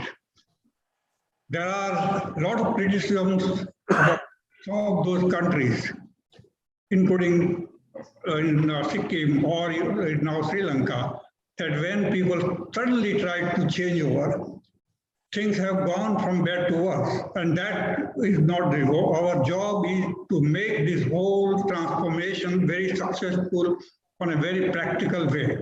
And offering this kind of model to the farmers with new generation agri-bio inputs, like what Professor Reddy was mentioning and others also said, is that this entire agri-bio input industry is going to rise at a tremendous rate, and the potential is very high. How we combine the teams together, the farmers, the scientists, the industry on a common platform is going to be the most important and key thing. So with that, I just want to thank you this and convey this and again re-invite all of you to be on the platform for this National Working Group on Eco-Agriculture to make the roadmap and action plan for the good of all. Thank you so much. Thank you very much, Dr. Mehta. Your valuable words of experience are definitely very important to all of us who are working in this area of bio inputs for Indian agriculture. Thank you very much, sir. One thing I should congratulate Dr. Mehta being Sir Padma Vibhushan. Sri. Huh? Only Sri. Oh, Sri, Padma Sri. Okay. On behalf of our society, we congratulate you on that. And we're really proud of you for that, one of the Padma Award from the Government of India. Thank you, sir. Thank you. Taking the discussion ahead, now I would like to invite Dr. A.K. Saxena. I believe Dr. A.K. Saxena is online. Yes. Yes. Thank you very much, sir. So the platform is yours. You have got 3 minutes time, sir, to put forth your viewpoints. I'm sorry, sir. Actually, we are stretched for the time and we have a huge panel. So go ahead, sir. Thank you very much.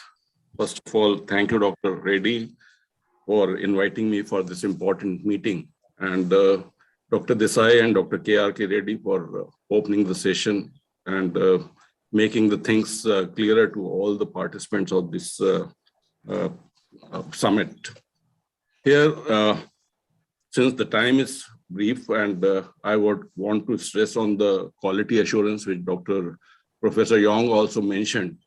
And I still believe that this is one very important aspect which we have to look for. And when we talk of the quality assurance, we have to see what is the source of the culture. You see, in India, we have AICRPs under ICAR systems, where earlier the cultures used to be recommended through AICRPs, and that procedure went on till 96, 97, but afterwards the source of the cultures can be any of the college, can be any of the institute, any of the universities or SAUs. Now, how can we rely on the cultures which are being given by different sources? When we talk of the popularization of these biofertilizers, I think this point, the quality assurance becomes very important. We cannot popularize the things unless and until we're giving a quality product to the farmer. The quality speaks when the farmer comes back to you again and again for the same product. If it is the farmer is using once and not using it again, then the quality is lost. So what I suggest is that in India especially, there has to be a single window system. The cultures which have to go for the mass production by A company, B company or C company, they should be recommended by authority, just like we have the plant varieties being released in the country. I think we should have a system by which the microbial cultures which has to go for mass production, they should be released, they should be recommended.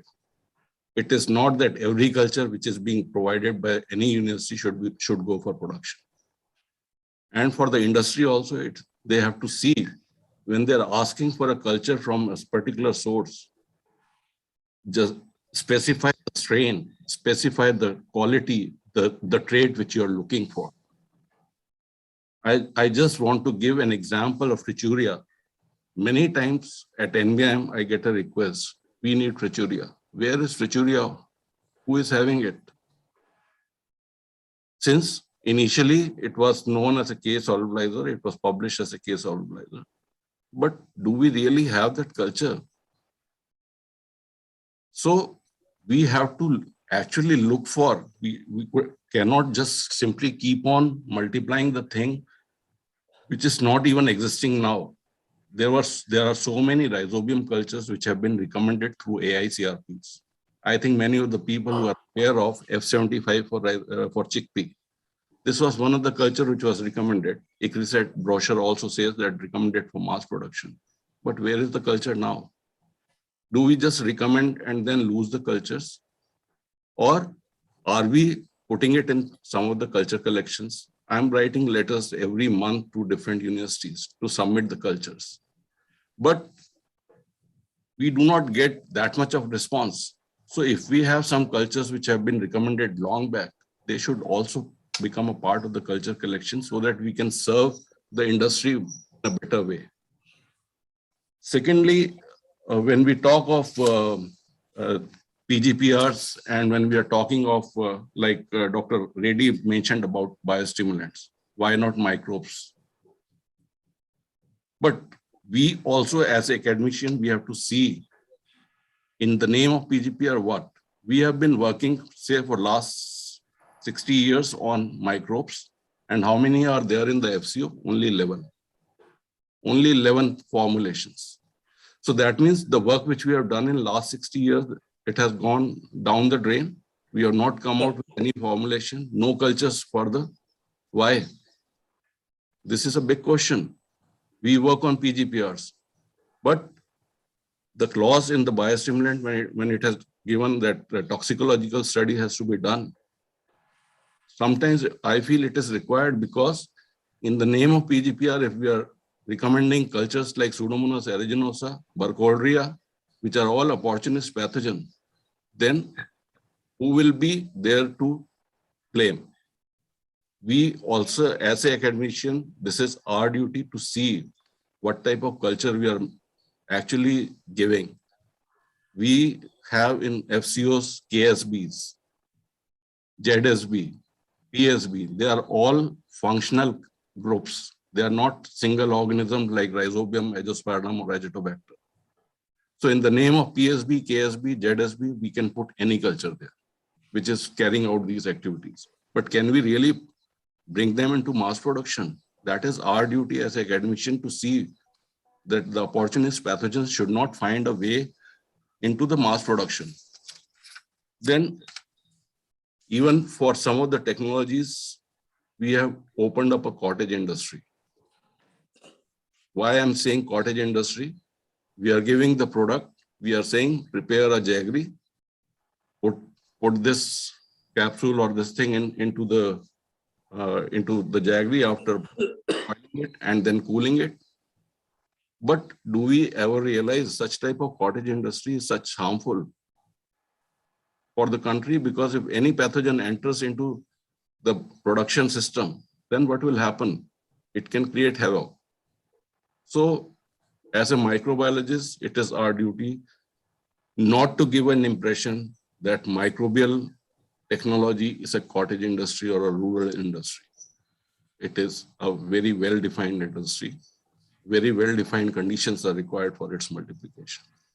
So my emphasis is that if we have to take cultures for sustainable agriculture, we have to develop a system where they can be recommended. At least 3 years. Earlier, it used to be 3 years testing under multi-locational trials.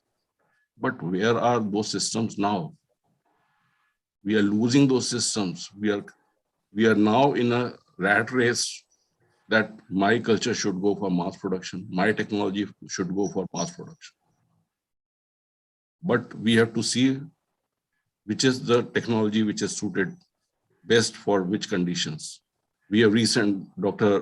Mahapatra was mentioning about the biofertilizers and biopesticide. NBIM has recently collected the information for all the technologies which have been developed by ICAR, and 2 booklets have been brought out, one on biofertilizers and one on biopesticide. It is for the industry, information for the industry. You can look into those technologies, decide on which one has to go for mass multiplication. They are the ones which have been validated under multi-locational trials. So this is in brief, because time is short. I have many other points to say, but thank you very much for giving this time. Thank you. Thank you. Thank you very much, Before Krishna. Saxena Saab. So you saying we have to do it, and your DG saying we have to do it. Malhotra come back, we have to do it.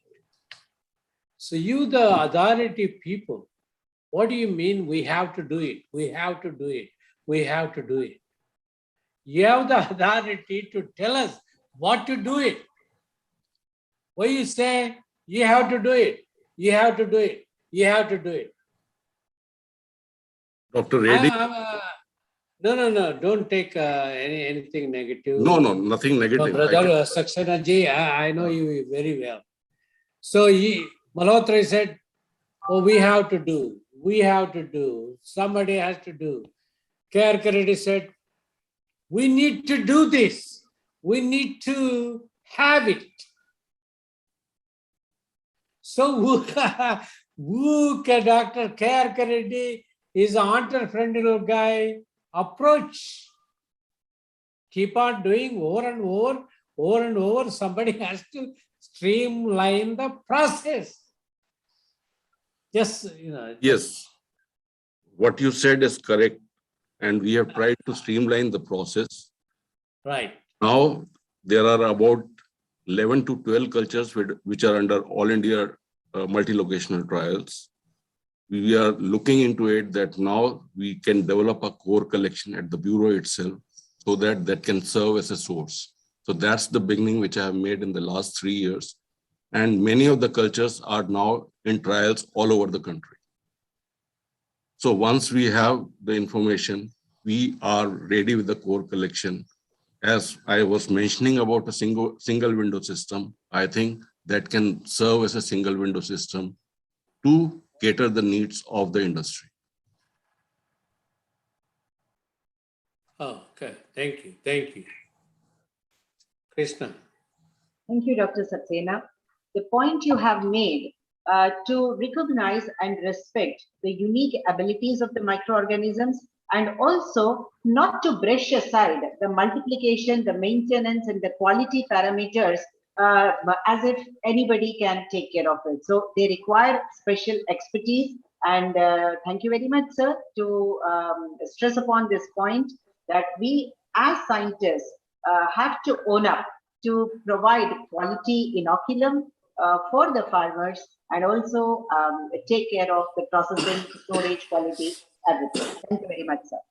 Now I would like to request KRK Reddy, sir, to invite an industry expert as a panelist to offer the viewpoint. As we have committed, we will be alternating between research group representatives and the industry to have a mixed bag of opinions and a balance to the discussion. Over to you, KRK Reddy, sir. Thank you, Krishna. Do we have Dr. Mr. Sanjay Gulati of Global Agri-Genetics? Sanjay Gulati? Or Dr. Ajit Singh Tomar from Dhanuka?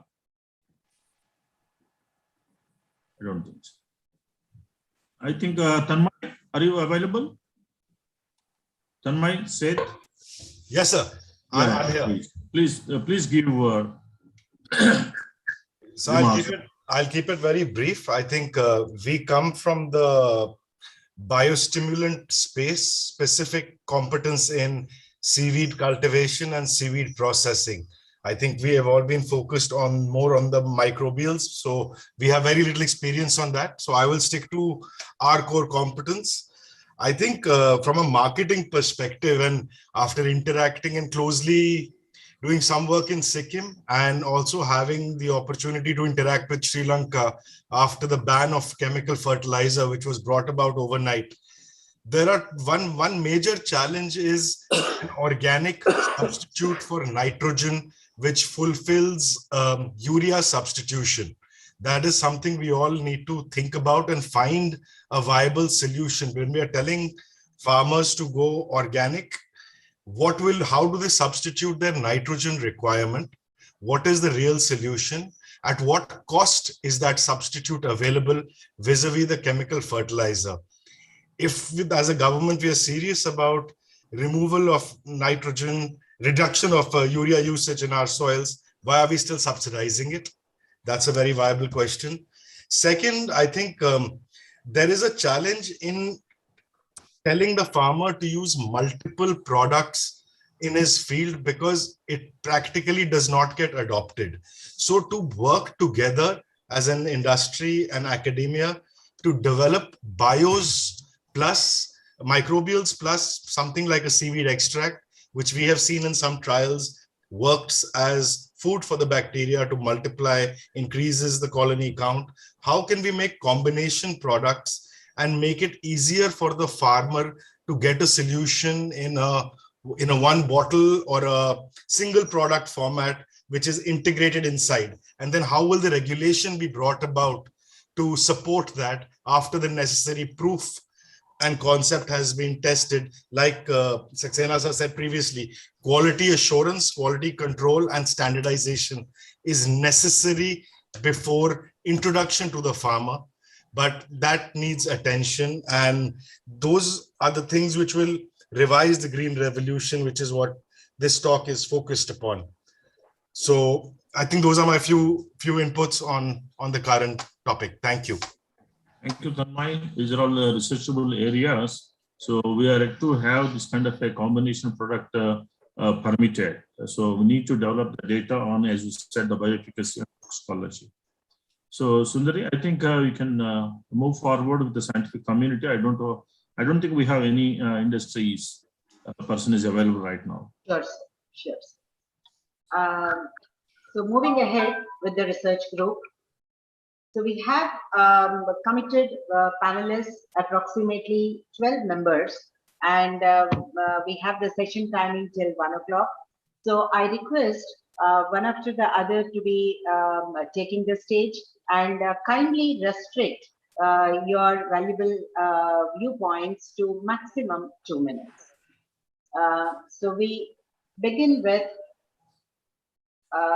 Dr. Nachit Kotwaliwale, Director, ICAR CIFIT. So are you online? Dr. Nachit, are you online? Okay, I'm not seeing the response in the chat box. So we move on to the Vice-Chancellor, Dr. R.C. Srivatsava from Dr. Rajendra Prasad CAA. So Dr. R.C. Srivatsava, are you online, sir? These happen to be the committed panelists from whom we have received the confirmation of participation. So if you are online, I request you to unmute yourself, sir. Okay, we move ahead. The third person as a panelist, Dr. R.K. Mathur, Director, IIOPR. Dr. R.K. Mathur, Director, are you available, sir?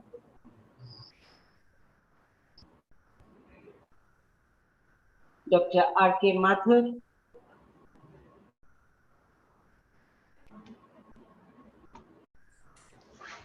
I think, Dr. Krishna, we have scientists here, invitees, right now. Dr. Premjit Singh. Yeah. Yeah, former Vice-Chancellor, you can take. Madam Krishna Sundari, you can invite Professor Premjit Singh, former Vice-Chancellor, Central Agricultural University, Imphal. Yeah. He is present here. Yes, sir. So you're invited, so the podium is yours. Please go ahead, sir. Those who are present.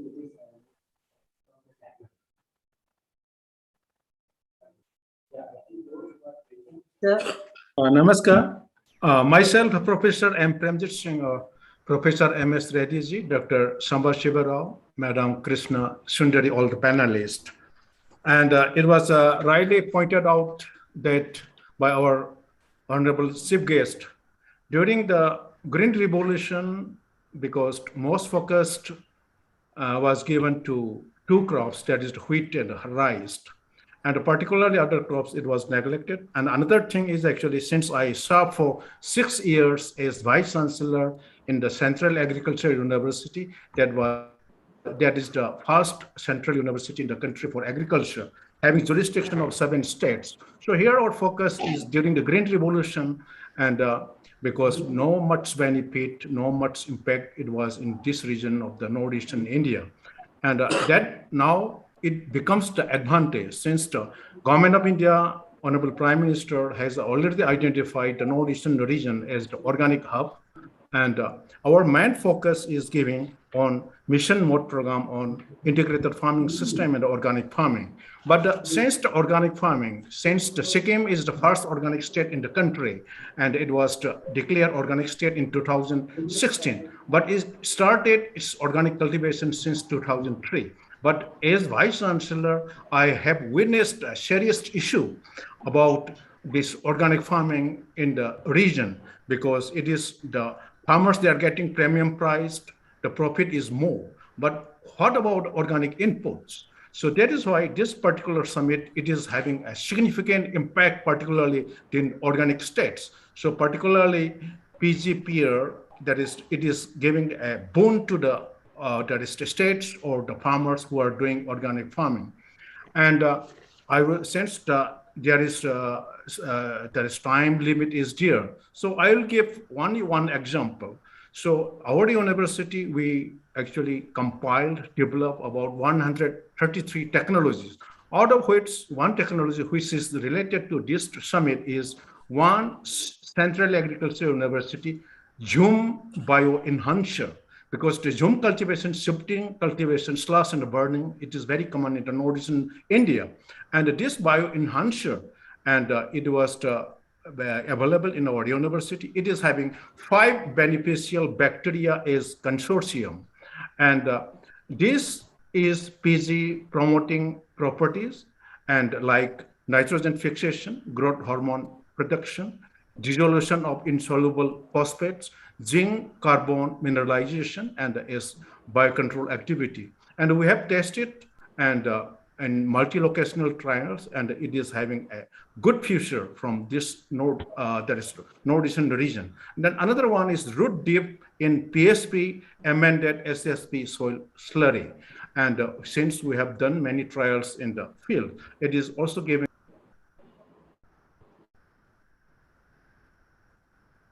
So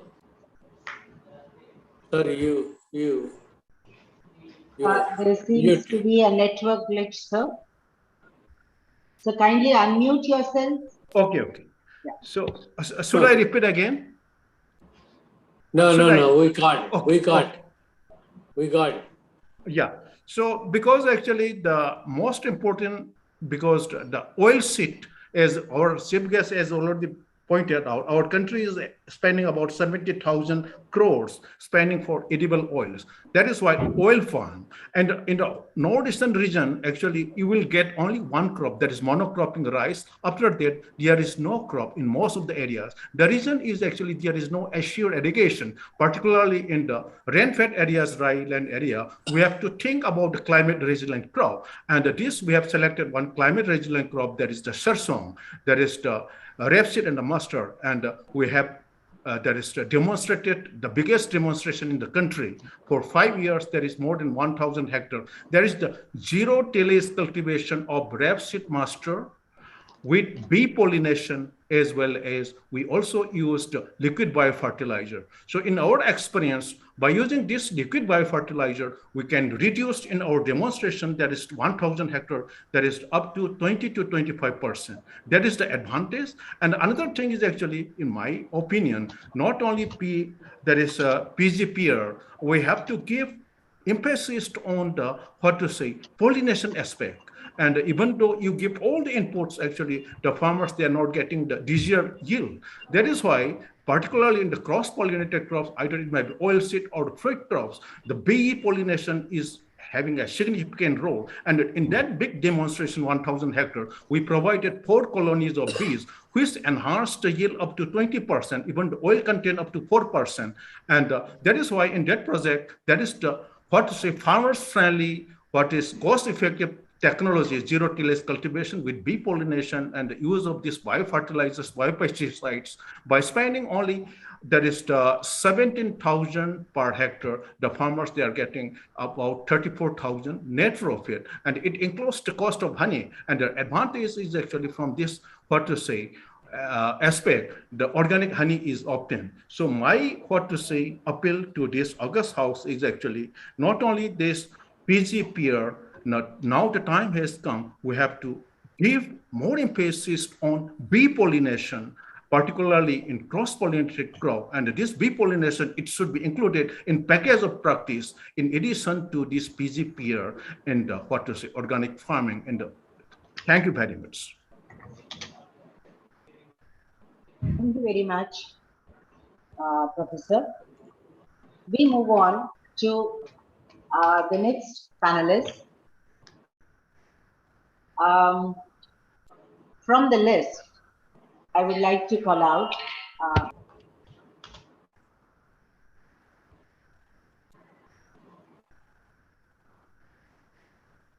Unmute yourselves. Unmute yourself. Yes, sir. I had to unmute myself. I could see in the audience, Dr. Veena Joshi, she raised her hand. Ma'am, do you have something to say? Dr. Veena Joshi? Please spell out who is she from? She has raised her hand in the... No, who is she? Yes, ma'am. Later I will ask the query. Ma'am, kindly introduce yourself. Sorry. Ma'am, I am technical officer to Vice-Chancellor, ma'am, horticulture. Of what?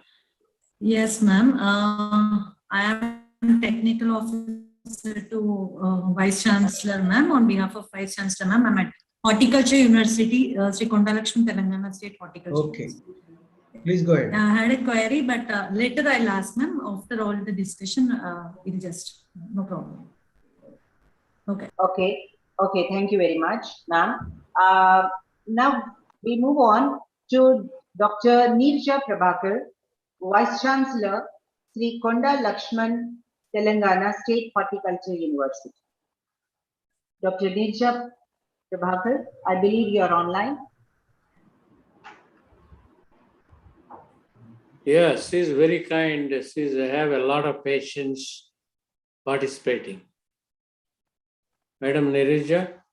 Dr. Nirja Prabhakar, kindly unmute yourself, ma'am.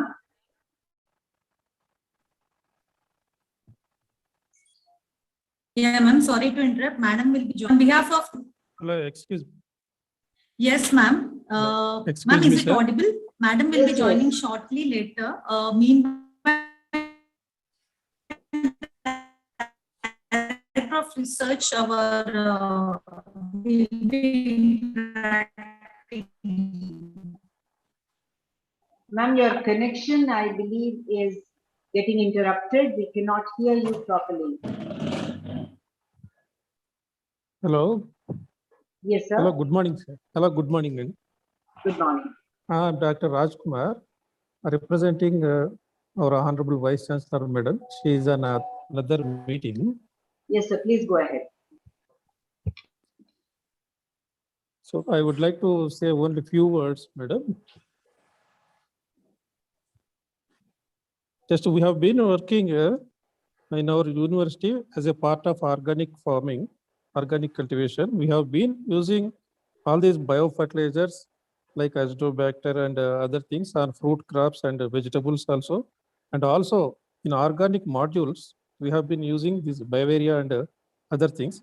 But only thing is, we have to concentrate more works on these biocontrol agents and biofertilizers, because ours is a new university.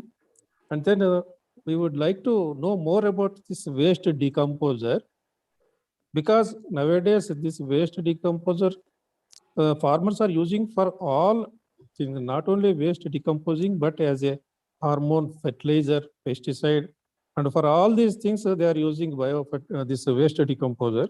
So we would like to have more exposure to such things, madam. So kindly, if some information the house can project means, we will be very happy, madam. Thank you. అయ్యా ఒక్క నిమిషం sorry Krishna. Sir మీరు తెలుగు, నేను తెలుగే. Sir అయ్యా, thank you sir. మీ vice chancellor attend అవ్వలేదు, అంతవరకు చూసా. నీరజ మేడం కి సార్ వారు ఉన్నారు. మీ పక్క university professor Jayashankar university has a lot of expertise. What you just said, sir. You may say you are a new university. We understood. Sir. This summit is all about it. Okay. To cooperate each other. Yes. మీరు హైదరాబాద్లో ఉన్నారో ఎక్కడ తెలంగాణలో ఉన్నారో నాకు తెలియదు. మీ పక్కన రాజేంద్ర నగర్ లో ఉన్న జయశంకర్ యూనివర్సిటీలో is a lot of information, lot of technologies are available. Unfortunately, that particular university, Praveen Rao, could not join us today. I don't care. Doesn't matter to me. Okay. So the idea behind it is to bring Indian universities across the nation to exchange ideas. Those who don't other universities don't have the technologies. Good question, my friend. Good question, Professor Neeraja Prabhakar Madam ji. So that's the reason we were organizing this summit. Okay. Within your own Telangana University, there are so many universities. Yeah, if you don't have your own collaboration, coordination, ప్రపంచంలో ఎవడు ఏమి చేయలేడు. నీ కేసీఆర్ చేయలేడు, నీ కేటీఆర్ చేయలేడు, even Modi won't do it unless, sorry to say, this is my mother tongue in Telugu. What I said right now, within our own universities, irrespective of the languages, cannot cooperate. Who else can do it? Neither John Yang from Sweden or from Svinu from Taiwan Professor M.S. Reddy from United States or somebody else can do it. Our urge is to, through this summit, we have to cooperate. No offenses, nothing to do that. Whether KCR or Jagan Mohan Reddy or Prime Minister Modi ji or whoever it may be, that's the politics. For us as scientists, మీ పక్క యూనివర్సిటీలో వాళ్లకు మీతో సంబంధం లేకుంటే వాళ్ళతో మీకుతో సంబంధం లేకపోతే మాతో ఏంది అయ్యా మీ సంబంధాలు? No, sir, we have good relations, sir. Yeah. If you don't have a neighbor university's relationship, why are you asking us as foreigners, we come on to rescue you? So No, sir, that's a total chaotic politics, bureaucratic things. So we love to have all the Vice-Chancellors at least come to a platform. That's the reason we have this summit, my friend. No offenses. Madam Neeraja, Madam Dr. Neeraja ji, well, sorry to say this. We need to, even though I'm from Andhra, I know I speak Telugu, but for the audience purpose, I have to. If I need to speak Telugu, I can speak a lot loud more than anybody can speak. So I can write in Telugu, I have a Kavitam, I have a Sangeetam, everything I can put together in a different version. But truly speaking scientifically, so this summit is about it, to cooperate, coordinate, help each other, irrespective of the university. Thank you very much. Thank you, sir. Thank you. Krishna, please, sorry those. No, so your inputs are very much essential. When I hear Dr. Krishna, there are quite a few points in the chat box also. Please keep time for that. I are both common language. It comes to me my birth. Yes. So I have to rise. Yes. Sorry. Yeah. Thank you. So moving ahead to the next member of the panel, Professor Pardeshi Lal, Vice-Chancellor, Nagaland University. I believe, sir, you are online. Professor Pardeshi Lal, Vice-Chancellor, Nagaland University. It's not there. Okay, so we move ahead.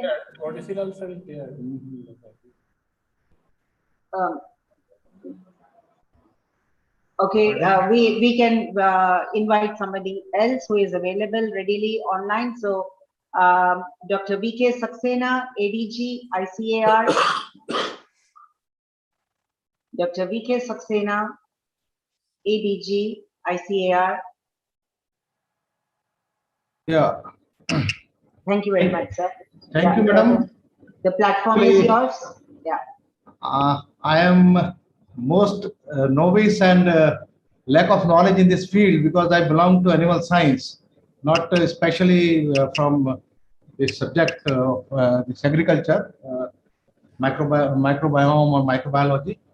But of course, animals also constitute an important facet for this food security and have witnessed the revolution like pink revolution, red revolution, white revolution, and silver revolution for milk, meat, and egg production. Like that of plant, animal do also have microbiome, and a lot of work has already been done on the microbiome of the animals also, including poultry, and so many probiotics and prebiotics have been identified and already in use. Like lactobacillus is one of the important probiotic, bacillus is one of the important probiotic being used in animals ration also, supplemented. And recently few more novelties has come up into this domain. Like we have prebiotic and probiotic and parabiotic also have included and postbiotic. They are the metabolites coming out of this probiotic which are being used rather than feeding directly the microbes to the animal as we do include the culture of rhizobiome for production of plants. We also add this or supplement this plethora of microbiome or this bacteria in the animal food also directly for enhancing growth or resistance to the diseases and also for tropical adaptability also. So for all those things we are already using. And poultry is one of the very good example for use of probiotic, and a number of probiotic combinations are in use. Recently, the metabolites coming out of these probiotics, they are also being identified and being used instead of feeding these microbes directly to the animals.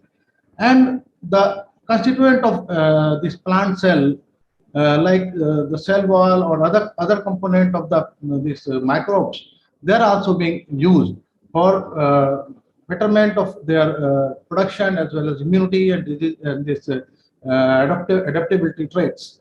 So these are the things which we are doing, and so many works have been done for producing the varieties which are resilient to the climate, and they are doing well in diverse climate across different agroclimatic zone in the country. Both we have livestock species varieties also, and also for the poultry variety.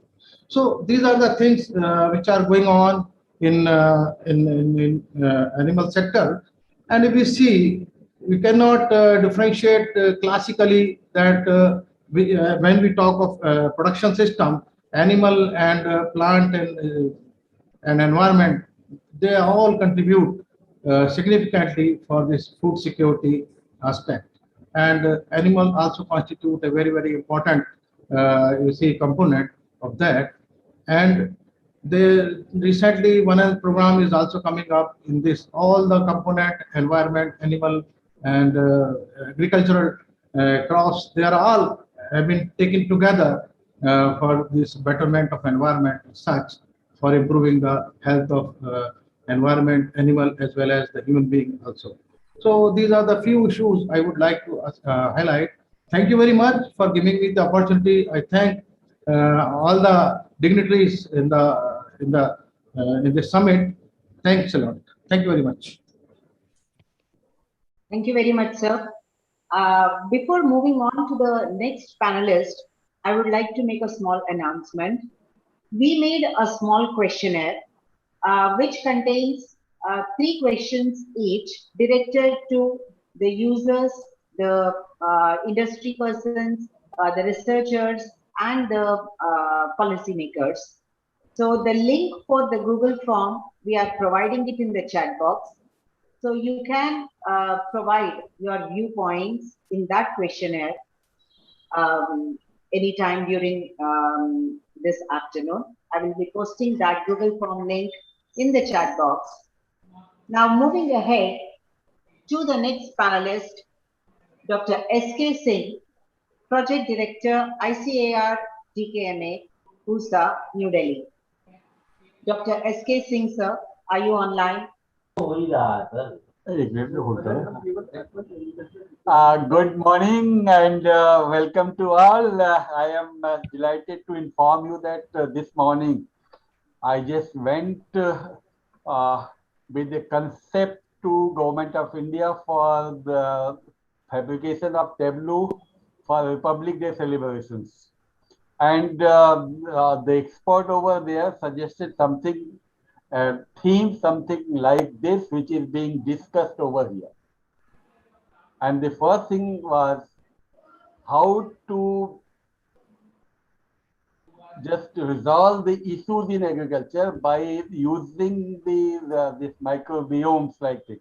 Somebody was there, expert, and so that after coming from there, I just opened it and it was being discussed. So I was thrilled to just listen those discussions.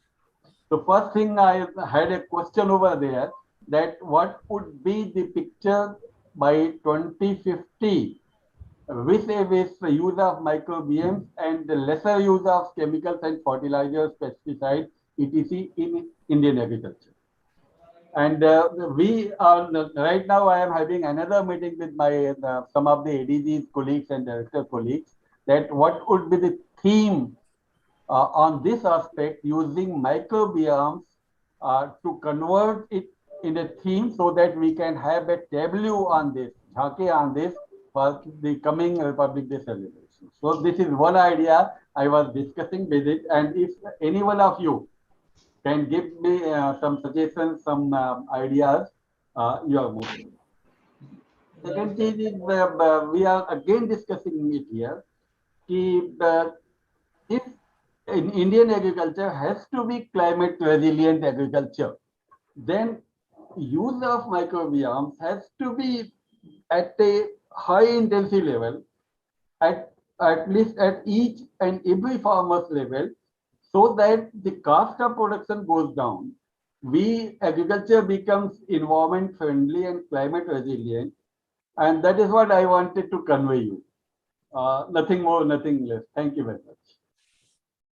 Dr. Singh Saab, excellent comments, very well taken. Can we ask you one question? Your views are attributed across ICAR and with your DG. If so, how we can help you if your views are not in common?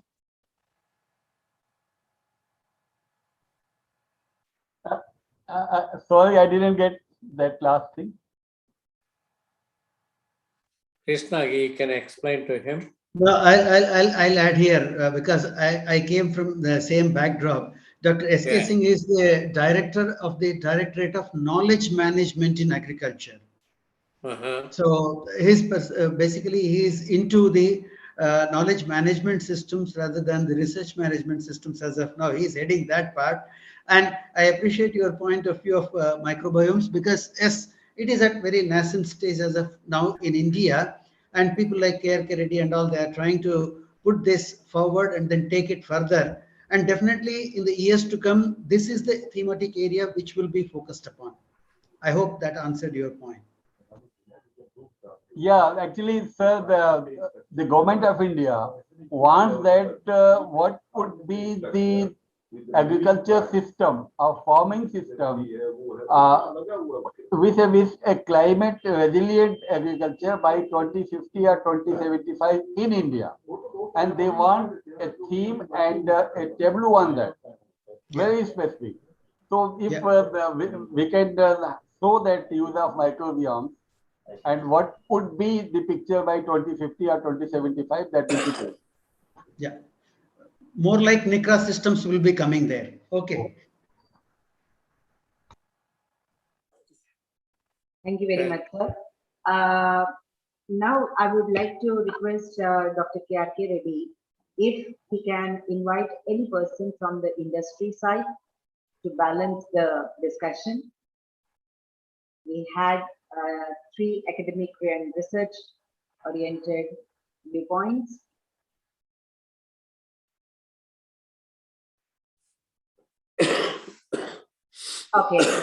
Okay, then we move on to the next person in the academics list. So can I have Dr. Amit Kirkpal, Deputy Director, AIMT.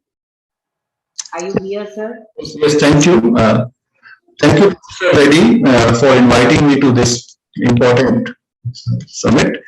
And I'm working in the area of plant microbe interaction and microbe interaction for sustainable agriculture. And I have worked in the novel root endophyte, Piriformis cora indica, for promotion of sustainable agriculture in Punjab, Himachal Pradesh, Rajasthan, and many parts of northern India. And as a consequence of that, we are able to transfer the technology of this novel fungus, which is a mycorrhiza, but culturable mycorrhiza, to 4 companies, and I'm very happy to invite you to inform you that Dr. K.R.K. Reddy, his industry is the first to commercialize and launch the product. And I'm very sure that this product will do wonders.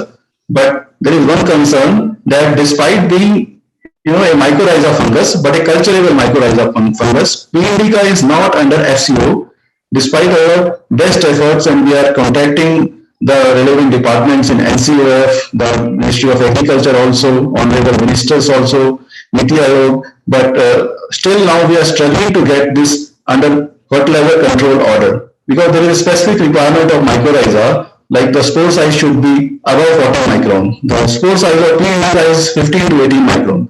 So I fail to understand why this dichotomy is there. And surprisingly, mycorrhiza, they do not colonize crucifers, the oilseed. Oilseed, we have a productivity issue, as other speakers were saying, 70,000 crore rupees per annum of import. And I'm happy to inform you that P. indica successfully colonizes the oilseeds, crucifers, brassica mustard, and year after year we have received the feedback from the farmers of the yield enhancement from 15 to 40%, especially in the rain-fed areas, very high amount of increase. And especially in this fungus, we have made so many publications, and not only us, but worldwide, from each and every country of the world. They have certified this fungus. Even we have done projects from different funding agencies, from like DST, DBT, ICAR, all funding agencies. We have submitted our project completion report successfully. Even DRDO, we were able to demonstrate the production of vegetables at temperature of -4 degrees centigrade. So this is a fungus that can do magic for Indian agriculture. Similarly, very recently we have also isolated one more novel fungal endophyte belonging to Teloromyces species, and we are able to develop its consortia also, and the field trials are underway. And we are also able to develop its consortia with entomopathogenic fungi like the Begonia bassiana and Metarhizium anisoplidae.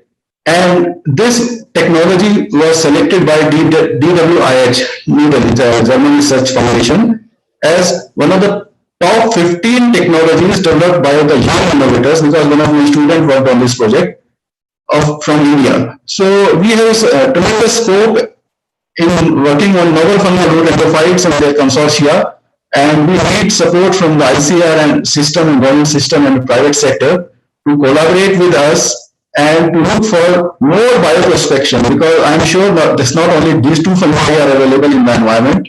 There will be many, especially in the northeast. So we would like to have collaboration and looking for the bioprospection of novel fungal root endophytes, which are purely unexplored as of now. Thank you very much. Thank you, sir.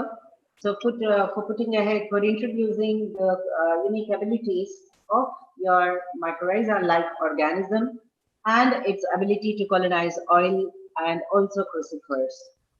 Thank you for your points, and also stressing upon the importance of adding it as one of the principal bio-input or bio-inoculant organisms. We would now like to invite Dr. B.N. Tripathi, DDG, ICAR. Sir, are you online? Dr. B.N. Tripathi?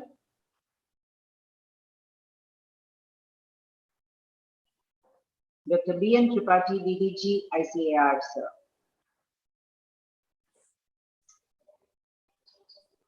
Okay, we'll move ahead to Dr. K.M. Indiresh, Vice-Chancellor, University of Horticulture Sciences, Udainagari, Bagalkot.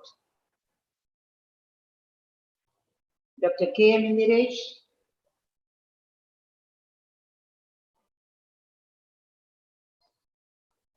Okay, we move on to the next panelist, Professor O.N. Singh, Vice-Chancellor, Birsha Agriculture University, Ranchi. The names that I'm calling upon happen to be the confirmed panelists. And sir, if you are online, Professor O.N. Singh, Vice-Chancellor, Birsha Agriculture University, Ranchi.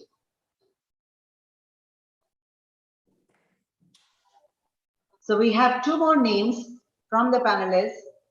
I hope they are online. Dr. Sridevi Annapurna Singh, Director CSIR, CFTRI, Mysore. Dr. Sridevi Annapurna Singh, Director CSIR, CFTRI, Mysore. She was there earlier, probably might have left. Yes, sir. Okay, we move on. On behalf of Vice Chancellor, University Agriculture Sciences, GKVK, Bangalore, there was a representation which was sent to us of 4 academicians, including Dr. S.T. Bhairapnavar, Professor Agronomy. Sir, are you online? Representative of Vice Chancellor, University of Agriculture Sciences, GKVK, Bangalore. Anyone from there? Yeah, anyone from the 4 whom have been Good sent afternoon, the madam. names. Myself, Dr. Naveen from Yeah, please go ahead, sir. Please go from ahead. US, Bangalore. Sir, in my opinion, so what was the PGPR? So please switch on your video if it is possible, sir. We would like to see you speaking. Yes, sir. Yeah, thank you, sir. Good afternoon, everyone. So in my opinion, from our university, so we are also developing some of the biostimulants, biopesticides. The trials are going on, no problem. But the thing is, the transfer of technology is very, very poor to the farmers. So what is the marketing facility for the biostimulants, bioinoculants? Whatever the promotions, what are the giving, it is very, very less in my opinion. And also it is very much helpful for soil microbial fauna, soil soil properties. So if the biological properties are good, no problem. So plant itself, it will take all the essential nutrients. So in my opinion, we have to promote the more marketing facilities as well as transfer technology is needed for the farmers to encourage the use of Pgpr as well as bio control agents. So promotion is very, very important. So how the commercial fertilizers are, commercial things, pesticides are promotion. So likewise, you have to promote these products to the farmers. It is very much essential. In my side, in my area, I am working in a college of sericulture. So when I go to field, so majority of the farmers are using the pesticides or chemical fertilizers. So they don't aware the use of this Pgpr or biostimulants or microbial inoculants.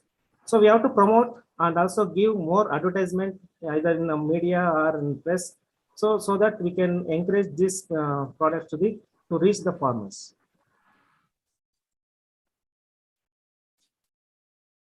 So this is. Thank you, sir. You're not audible. You have anything more to say, sir? No, madam. That's all. Okay. Thank you very much.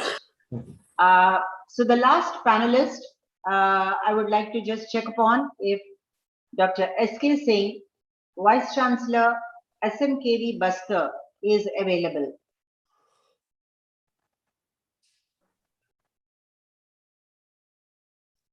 Okay, if there is no response from that, I would like to invite upon Dr. Desai to identify from the chat box if he has got any one comment to put up before we proceed to the summation by Dr. DLN Rao.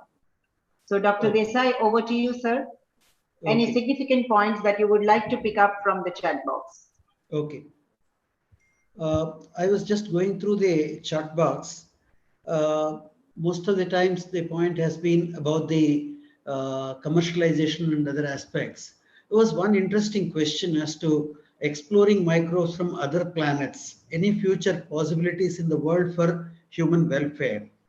In this context, from my personal perspective itself, I would say that, first of all, we have not at all explored what is there on the planet right now. I think first we should focus on that. And yes, definitely when time comes, probably we can look for the other planets as well.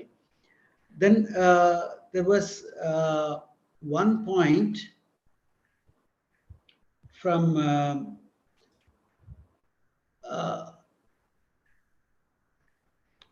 one minute. The point of Dr. S.K. Singh was addressed about how much of microbiome research would be there by 2050. Then, yeah, there are some points about the organic biofertilizers.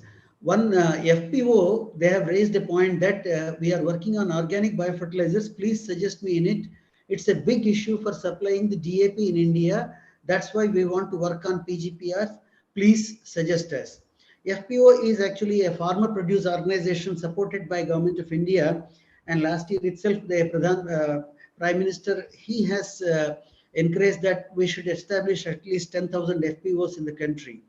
So if any of the panelists can contribute to this, how to meet the organic fertilizer requirement of the FPOs in place of DAP, probably somebody can contribute. Anybody? Anyone who would like to comment upon, sir? So I just add one point to the DAP, replacement of DAP or anything. So the concentration of DAP, that is nitrogen and phosphorus, that is 18 and 46%. So, but if you are using the organic manures, it is having less organic carbon, no doubt. So, but the plant requirement is very, very less as compared to whatever the concentration present at DAP. Example, 18 and 46, the use efficiency is very, very less. So, if you provide the use efficiency with organic manure, so it's, even though it's having less amount of nutrients, it's enough for sustainable crop production, sir. So even though 46% is not 46% of the nutrients will not taken up by plants. So only either 10 to 15% use efficiency will be there. So in the organic manures or organic stimulants, if you provide the small quantity, if it is 100% use efficiency, it's enough to take up the nutrients in the plant. Okay, I think Samruddhasheel FPO, you have some point answered, I suppose. And then there was another echoing of the point of what other panelists said about the more field demonstrations at grassroots level for Pgprs and the rain-fed conditions for adoption of technology to reduce fertilizers. I think while summing up, Dr. D.L.N. Rao can take care of this point. And then Dr. Desai, before to give to him. No, I'm not giving it. I'm just going through some more points in the box. Right. Ask any public, even though not chat box. Anybody. The public, they have put in the chat box. I am attending first, then we'll open it for everybody. Right, public. Yeah. Then there was one point about, are the biostimulants location specific? If so, can we explore these in native soils as local for vocal? Right. Anybody who can point for that? Right. Dr. Desai, can I interrupt for a minute? Yeah, please. Yeah. You mentioned, can you repeat the previous question, please, that you want to answer? The point is that microbiomes as biostimulants, are they location specific? If so, how can we explore them in native soils? This was the previous question? Prior to that is about the awareness building up and more field demonstrations, etc.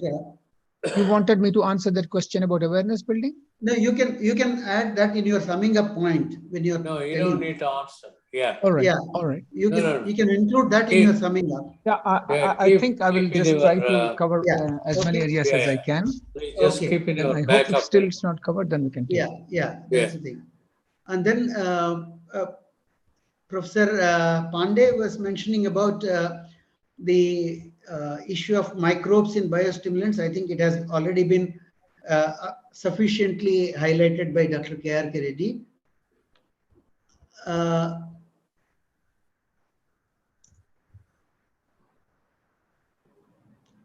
Dr. Desai, actually, I think the reporters, they have already prepared the list of questions.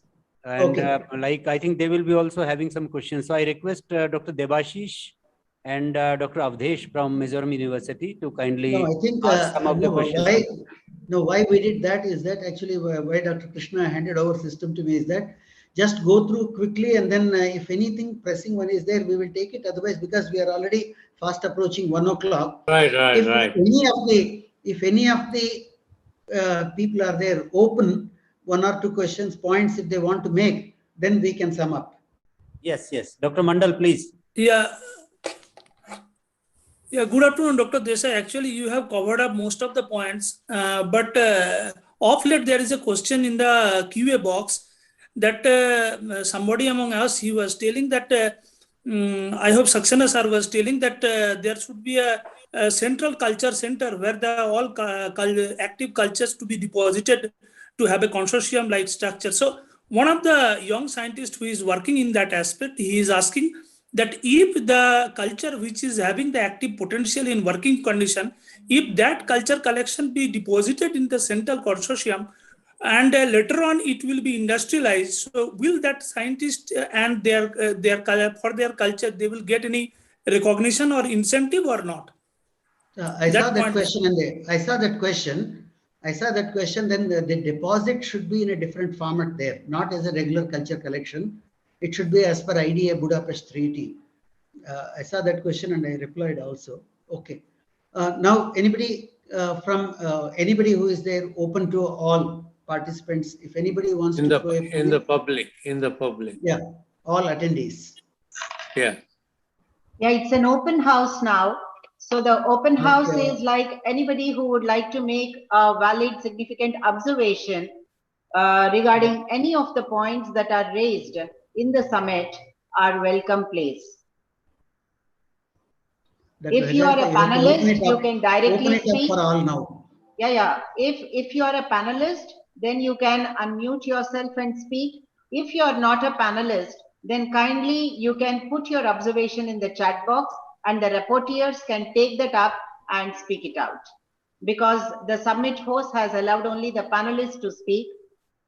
So any one of the panelists who would like to react upon are welcome. We have only 1 minute to spare. We have to proceed towards the summation.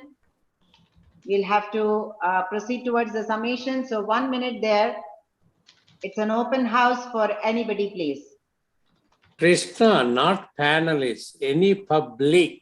Yeah, the public here, the hosts have allowed only the panelists the speaking option. To speak. That's the thing. So that is the reason why I am mentioning. Oh. Yeah. Yes, ma'am. Anyone can raise hand and then the person. Right. Can, Right. So raise hand, no yes. problem. Yeah. So there is someone, Chenna Keshava, who said that they would like to say something. Can he be please activated? Host? His points have been covered already. He had put in 2-3 points in this chat box, and I think his aspects have been covered. Okay. Next. Okay. So time is. Yeah, if we are through, and if rapporteurs have no more additional questions, rapporteurs, do you have any additional questions? No. Kumar, any question? No, that was the one question raised by Dr. Bhim sir. So I think Dr. Mandal already put that question. Okay. And, thank you. Okay. So in that case, I would like to seek permission. Ma'am, I just want to ask one small query. Yes, sir. In this kind of the like scientific gathering where the renowned scientists and from throughout the world, they are just giving the good information which is like related to enhancing the productivity and the organic cultivation and all. But there is one question, it is coming in my mind. A lot of the farmers throughout even the India, even like Professor MS Reddy sir is having a lot of the idea throughout the world also. Okay, so the thing is, many farmers, they have their own idea for the raising the production for the even the organically. But in this kind of the forum, I never heard any the scientists giving any kind of like the idea which is generating by the farmers. So it's my request, if in future, if somebody like getting the idea which is really relevant for the production of the you can say whatever the crops then we have to encourage that idea also, instead of like the whatever the idea given by the NGOs or the institution, or so we have to give the importance to that idea also. To answer to your point, Dr. Desai, I just think give me a way minute. back in the NATP project itself, there was one huge project of recording the ITKs, indigenous traditional knowledge, and also the farmer innovators. ICAR recognizes farmer innovators for all these kind of things through all the institutes. And not only that, even Dr. Anil Gupta, who is there in IIM Ahmedabad, he has got a full-fledged platform to encourage such farmers who have their own innovations. And they are always indigenized, and also they are innovative. Further innovations are added to that to make them more scientific. Okay. Thank you, Dr. Desai. Thank you. I would like to pass it on to Professor Reddy, because the same point which was made just now by Dr. Avdesh, it has been taken up by Dr. Reddy on a large scale right back in the Guntur conference itself, where we had an open platform for the farmers to come on the dais, present their ideas, interact with the industry, and go ahead. So over to you, Reddy, sir. No, okay, leave that part of it. For this summit, before our brother D.L.N. Rao giving his final remarks, to be for record as a white paper, let me put my just a few remarks here. Our organizers from Mizoram University have sent out every agricultural university Vice-Chancellor. And every, of course, the DG is here, was here, and ADG, whatever the names you call in India, I don't know, of ICAR. So Dr. D.L. and Rao, I have to make a remark. Why none of these subordinates could not attend this important summit? We need to report the DG of ICAR. All these guys are paid by the EGC or whoever it may be. Even though we sent out invitation 3 weeks ago, 4 weeks ago, from the Mizoram University organizers, personally by me, everybody said, oh, we love to have it. Oh, we don't want to miss our DG. No, it doesn't matter to me. I'm just curious how this Indian system works. Who dictates what? Who is responsible to? For me, truly speak, I do not care a Vice-Chancellor. It doesn't matter to me, just an ignorant guy. But we put a lot of faith, the value of Vice-Chancellor, value of ADG, value of DG, ICAR, and utmost honorable respect, DG. He came on. I was told when the DG comes, every of his subordinates could attend. Looks like today I am totally disappointed. That kind of so-called whatever it you guys call. That's all I have to say. At the last point in our white paper, Dr. D.L. Rao, we need to pinpoint these points. Our white paper going to Prime Minister Modi ji, and everybody in that circle within India. That's all I have to say. Thank you. I'm sorry. Okay. I'm sorry. Thank you, sir. So now we come to the conclusion of technical session. Yeah, you stop. And yes, sir, we come to the conclusion of You technical stop the session. public. Thank you very much for all who have been, patiently listening to whatever the panelists had to say. There were a huge number of deliberations that have happened. It's not for me to provide the summation. It is the job of Dr. DLN Rao. So I pass across the baton to Dr. DLN Rao. Public has to listen to him. Yeah. So allow him his remarks. Yeah. So, sir, kindly proceed with the summation, sir. Thank you very much. Am I audible? Yes, sir. Yes. You're audible. Yes. Yeah, okay. There's some disturbance in the background, and I tried to mute that, but that's not happening. Before I come to the summation, be open. Be open.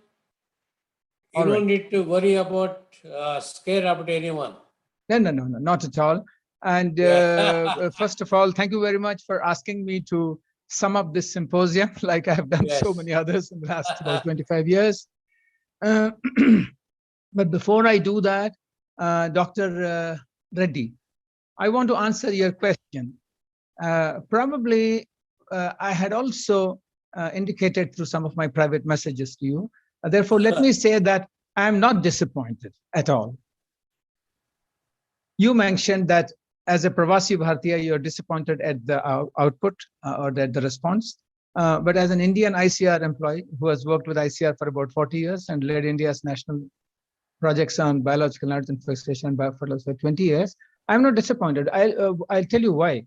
Because we have got about 66 participants in this meeting still listening to us. And they would carry this message. They would carry this message to the directors and vice chancellors. That's a good point. And all of them are represented in one way. The officers of the ICAR probably have, and they are busy, they have got their own work, so there may be a reason why. But the fact that they all came for the inaugural meeting and heard the director general of the ICAR, who has actually very neatly summed up everything that is to be done, and you have yourself pointed that out. So that's also very encouraging. And there's always a beginning, and this is the first ever meet of its kind. We have never had such a meeting in the past. Right. We've never had such a meeting in the past because the technology now allows such a meeting now. Earlier, you could not get everybody to a common place to have such a meeting. So it's a good beginning, and we will now build on that. That's my short response to you. I'm not being political at all. I speak very frankly, but I would say, yeah. That's why we selected you. That's why we selected you to summit. Yeah. So, I mean, I'll start on a lighter note because Dr. Wong mentioned something which is, I was very happy to listen to that, and it's indeed true that India produces a lot of microbiologists and agricultural microbiologists. And, we talked about biofertilizers in this country, and some of the people think or do not know, the youngsters should know, that soil microbiology or agricultural microbiology research properly was started by IARI even as far back as 1911. That means 110 years. And even by 1934, we were producing inoculants and supplying to farmers when the world did not know about biofertilizers. Or I'm talking about rhizobium for 1950 is the time when we started production. And today we are producing, as Dr. Reddy has given his presentation, 100,000 tons or 1 lakh tons of biofertilizers, which is one of the largest in the country, in the world, is largest across the globe. But however, let me sum up the summit. Let me not come to the history now. The summit has more or less tread the same path through which we have gone through in the past about quality assurance, how to assure the quality. Dr. Saxena had a point that why these cultures are not being supplied centrally like they were from earlier. Now, at that time, there was a need, for example, IARI Delhi was the central, who had the only expertise to do research on that and supply the cultures up until about 1980 or so. After that, so many state agricultural universities, so many pure universities have been started working on microbiology and produce so many cultures that there is no need now any longer. There was no need for any longer for a central supply. So like in Germany or any other European country, if there's a good researcher supplying a culture, people went forward with that culture. So that's my answer to that, that although there is a need for a centralized coding of these strains and all that, but good agricultural universities, good other universities supplying cultures should be allowed to supply their cultures as long as they are good. So we may not stress that point very strongly. That's my personal opinion. Quality assurance is certainly a problem, but over the time it has increased. And in our white paper, we have already written that we are going to, and we're going to take it at the symposium, that we want the titer should be minimum of 1 into 10 to the power of 8 cells for the carrier-based cultures and 10 to the power of 9 for the liquid-based cultures. So we are going to take that window up. But by far the most important point is what has been raised by Dr. Reddy, and that is biostimulants. Now, the European order on biostimulants, as well as the American Farm Bill regulation, both of them have said that we are going, they have rhizobium, they have azotobacter, they have azospirillum, they are bringing even Pseudomonas. So in India, the Indian manufacturers are going to actually manufacture this and export to Europe. Dr. Reddy, I thought you would say this point, that I will be in a situation where I'll be exporting to Europe as a biostimulant, but selling in India as a biofertilizer. Export to Europe as a biostimulant, but selling in India as a biopesticide. So we have written, and I have spoken about this, that sooner or later we'll have to fall in line with the international system. The international system today says that biostimulants are of two categories. Either they are microbial plant biostimulants or plant or other organ, non-microbial. So all of these have to come under microbial stimulants. It's a question of the day. The government of India probably finds it convenient because there is already a fertilizer control order. There's already that pesticide CID under which it is there. So it's very easy for a bureaucrat to answer, this is already covered under FCO. This is already covered under FCO or covered under the Central Pesticide Act. So sooner or later, they'll have to fall in line. And this is an Asian Pgpr society. It's not an Indian Pgpr society. So even if the rest of the Asian countries also abide by these regulations, then the whole world would have come under this definition of a microbial biostimulant, except India. So we'll have to sooner or later fall in line. So this point, we will take this. Having said that, this question of cottage industry production of biofertilizers has led to multiplication of opportunistic pathogens, has led to large-scale, wiping out of plantations of grapes and other things that I have actually seen. So there has to be a society like ours, or even no government also, when it has got biostimulants on the other hand. None of the European regulations or the American regulations are saying that we will allow such kind of preparations. These have to be produced. And then another thing they're saying is we are not going to go by the number of cells. We're going to go by the how much amount of plant biomass is increasing. 15% is the figure that they have given so far. That the plant has to stimulate by that. So guidelines have to be very clear about biostimulants. We'll have to agree to put all these under biostimulants in one day.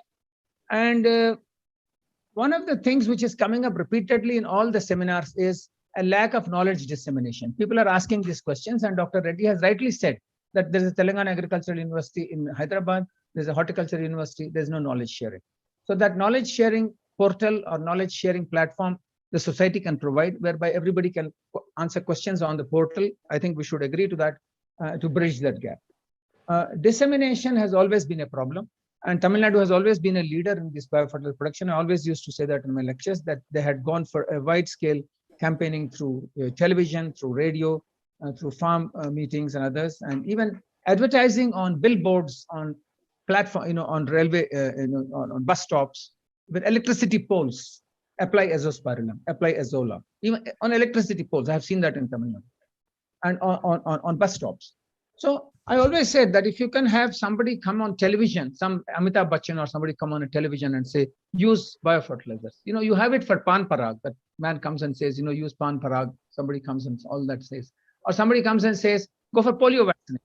But nobody has come and said on television, some big personality, to say that, we should use biostimulants, biofertilizers. And if you can get Dr. Reddy, MS Reddy is a person who can network. I think he can also bring Amitabh Bachchan, so probably, and ask him to tell something like that. Or somebody else. I'm just joking because I'm used to a bit of humor in when I talk. So somebody big has to come, and then that day people will start using. No, Or at least start with organic production. I may bring a Rekha. You'll bring Rekha? That's a good idea. Okay. Okay. Opportunistic. And then one point made by Dr. Saxena is very important. And he said that, unfortunately, because we have got, I should not use the word unfortunate because we're all responsible for that. We never thought that it will be misused that way. When you say PSB and KSB and ZSB and don't put the name of the organism, on the packet, there's no need to put the name of the organism. Then what happens is any organism can be, which is a ZSB can be marketed. So I've seen Serratia marcescens being marketed, or Pseudomonas aeruginosa we caught. So we had to stop the production of that, or even Klebsiella. So until, or even Burkholderia. So until, so the question is, I say something like, somebody said this is a very good Pgpr, or this is a very good PSB, or a very good, this is very good. I say, all right, you've got Bacillus, why don't you use that? So that's something which you have to come to that. And, you know, if organisms like Piriforma spora indica or others people are finding it difficult to, you know, go through the regulations of the BIS or the FCO, probably, I can only guess the reason. Probably it may be because they have not entered it into an AICRP trial. You know, the ICAR data is very important. In the field for 3 years, you'll have to show that. For the All India Coordinated Research Project for 3 years trial. If it has been done, it's good.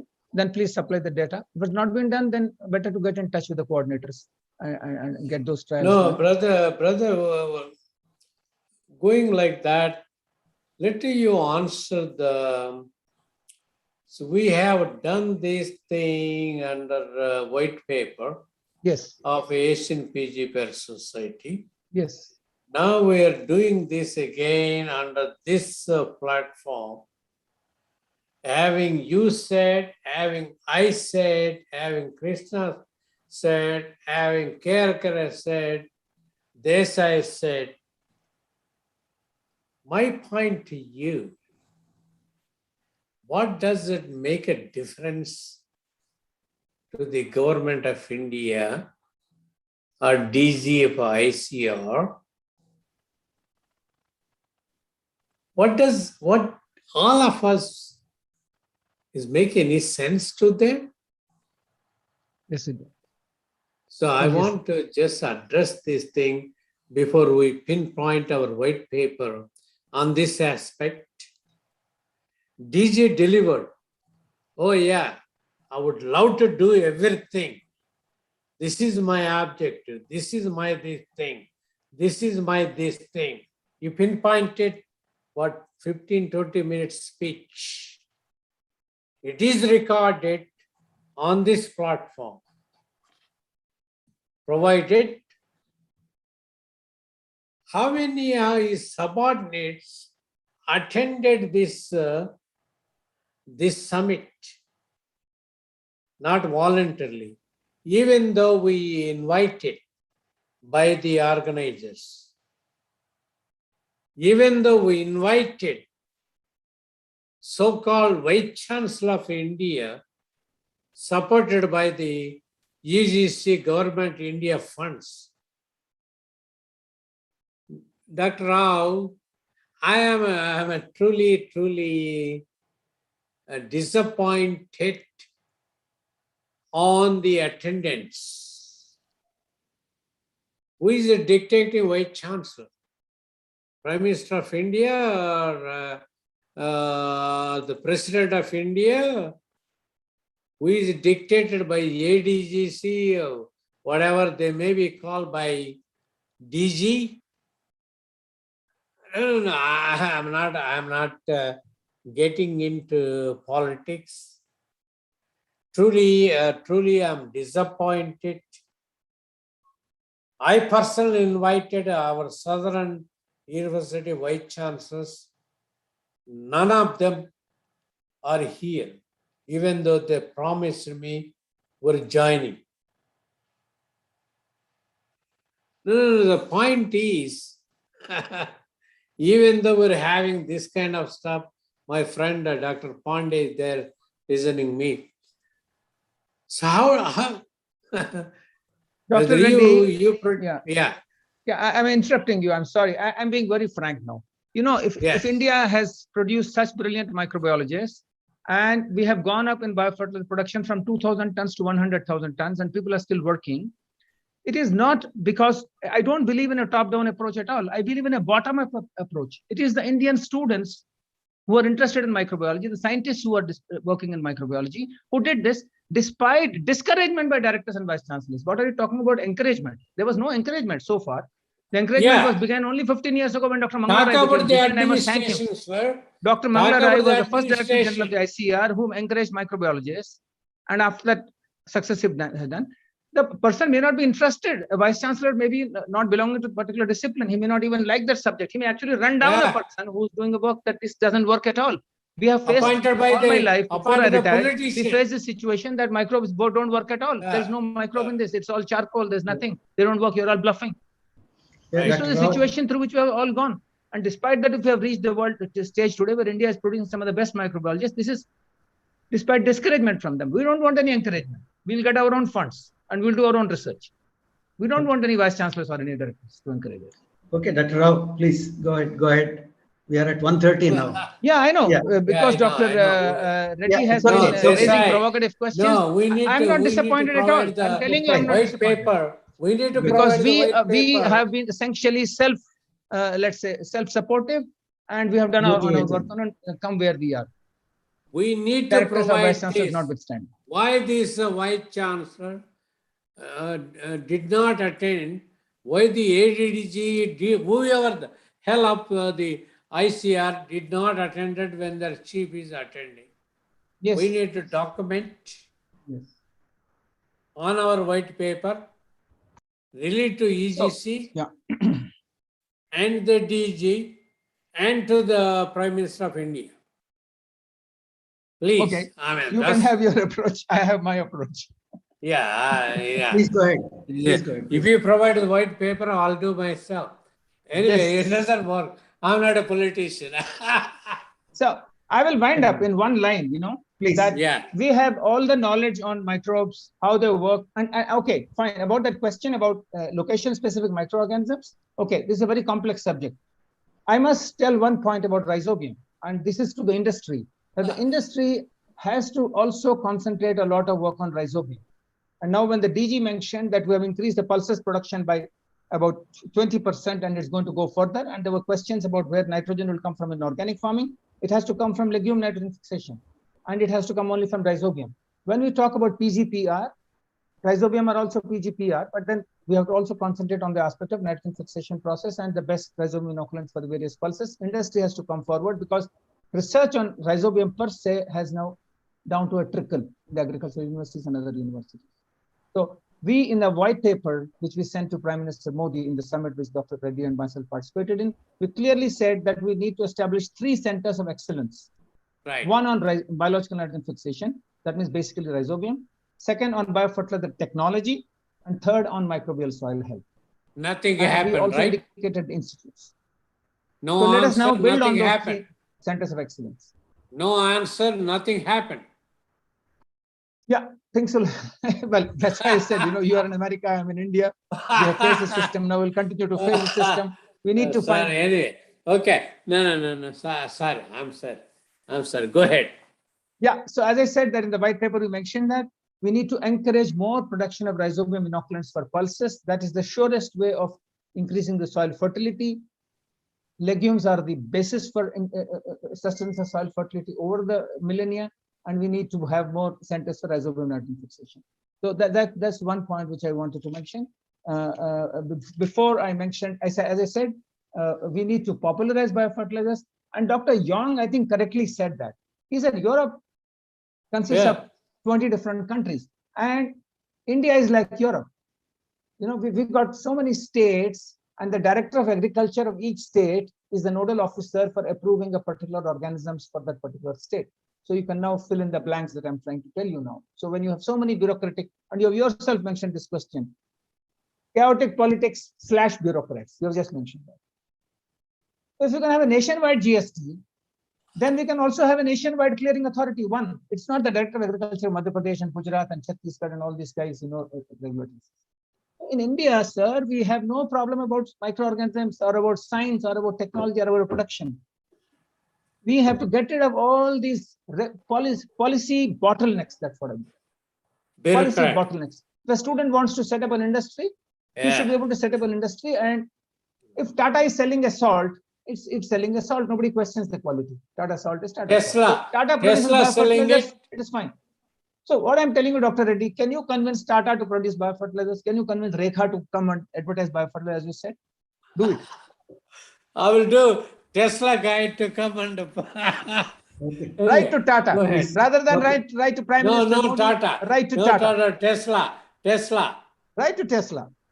Okay. Yeah. Finally, now another question which people were always asked. Everybody used to ask, Dr. Rao, where are the biofertilizers? Where can we get them? Supply was a problem. Today you go on Amazon, you'll get it on Amazon. We used to at one time tell you go to Amazon and you'll buy from Amazon. When you can buy a shirt from Amazon, why can't I buy a biofertilizer from Amazon?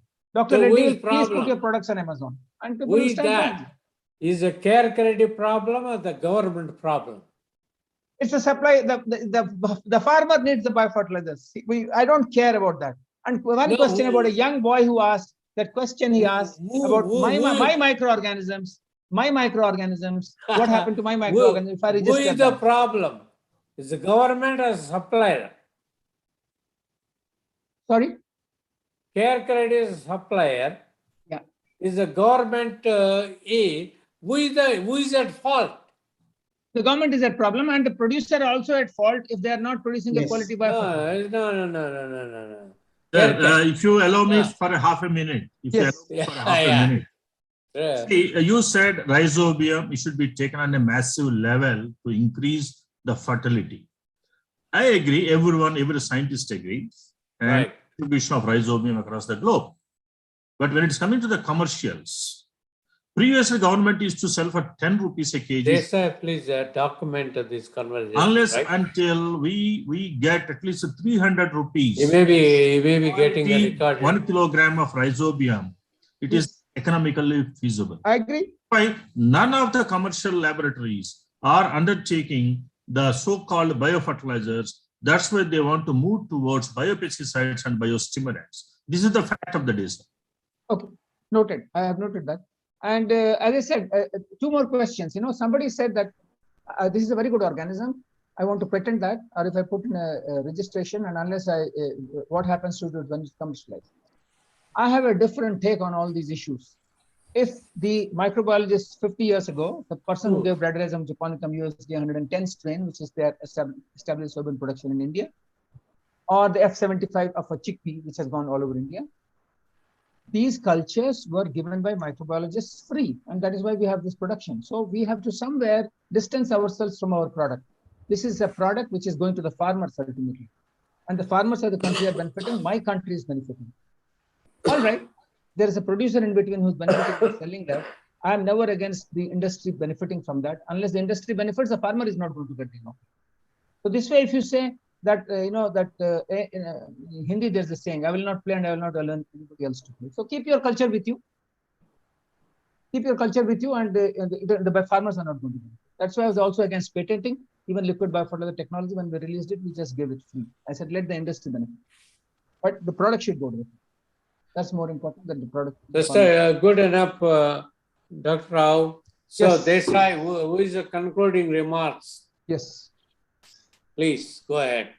So the summation is by Dr. DLN Rao. He would be summating the entire proceedings of the virtual summit, and then we conclude.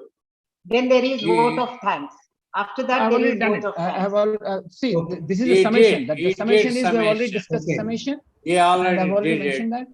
So this will come in the white paper. Yeah, Krishna will go for vote of thanks. Vote of thanks. Okay. Yeah, please. Okay. Please. Okay. So I request to proceed with vote of thanks. Thank you. One line vote of thanks, Hajarika. Ranbir Singh ji, one line vote of thanks. Thank you, Dr. Krishna and Dr. KRK Reddy for summing up the session in a very nice way, and we have very good presentations and very good discussions.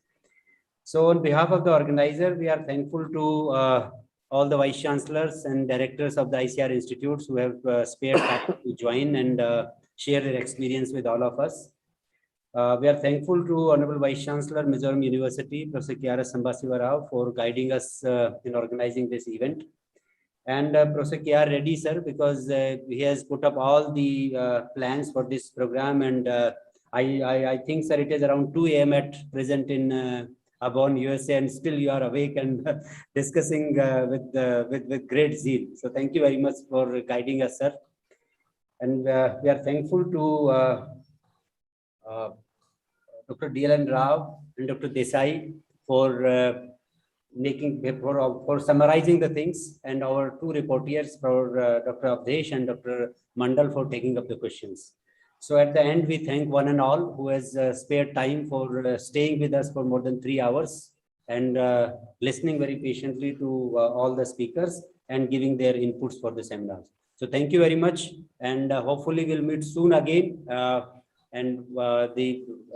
Dr. Reddy sir has said, that we'll come up with the good white paper on this summit, and we'll be discussing further again after few months or something like this. So thank you very much, sir. Thank you very much, Dr. Hajarika, Ranbir, all my friends, D.L.N. Rao, KRK, Desai, and Krishna, Professor Sambasiva Rao, and all other my friends from Dilanta and Srinu and John. It is a wonderful, looks like me reinventing a festival of marriage of Asian Pgprs Society. Krishna did a wonderful moderating. She's very busy and she's celebrating her son's marriage very soon. So even though she participated here, my friend, the best friend, Professor Sambasiva Rao, sir, thank you very much. Thank you very much. Thank you, sir, for your hospitality. On my request, I think 3-4 months ago, he took it very easily, but came this stage is anyway, in my opinion, it's become a remarkable event. And our friends on and off invited into the brochure.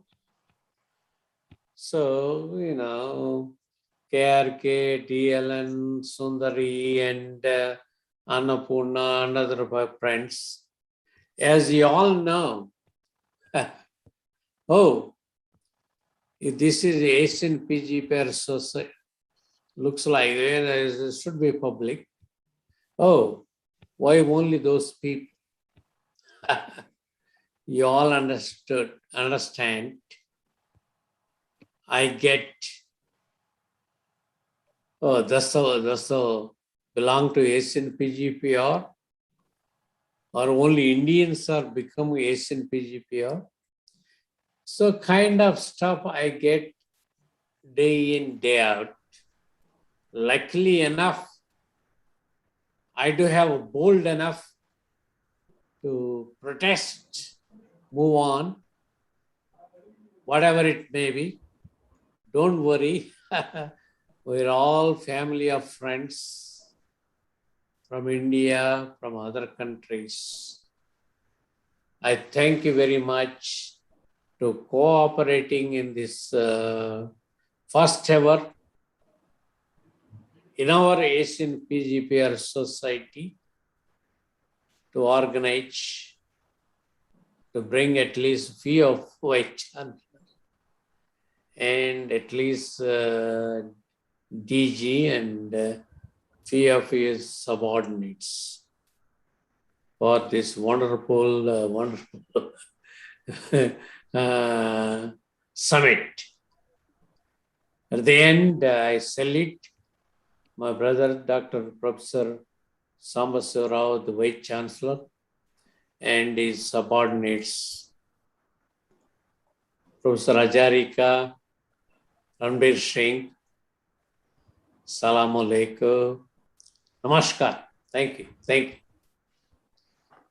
So before we log off, I would like to request everyone to switch on their videos for a brief second so that we can take screenshots. Oh. All participants, please. Switch off the video. Switch on the video. And also, sir, there is a Google Form link which has been provided in the chat box. I will provide it once again for your convenience. Please do fill that. We value your opinions. Like Dr. Professor Reddy has said, we are going to document the summary of this entire virtual summit, and your opinions with your name and affiliation do matter to us. So all the participants who are listening to us now, kindly fill up the Google form. I am providing that link once again in the chat box. So far, we have received very limited responses. We request all of you to fill up, please. I'm providing the link once again.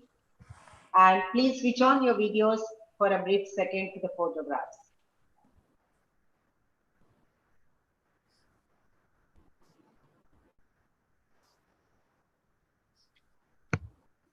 I don't know how to switch on the video. Oh, stop video. If we start a video, my picture won't come. Yeah, I mean by video, I mean the picture only, sir. The video option that you select the video on so that I can take the pictures. That's it I meant. Okay, do it. You are visible. Yeah, you're visible. Many of the people, they are not visible. So I just wanted their face on the screen. Okay. Yeah. Yeah, we captured whatever we could. There are only few who are whom I could see. Yeah, thank you very much. Okay, thank you very much. Thank you. Hey, Thank you very Krishna, much. Thank you all. you celebrating in Haryana something, your wedding? Sir, just 3 days down the line, it is the Geneva function of my son, and then it is the marriage in Andhra Pradesh, and then again reception in Delhi. Yeah, so, in Vijayawada. Congratulations on the open platform. Thank you. Thank you very much. Thank you.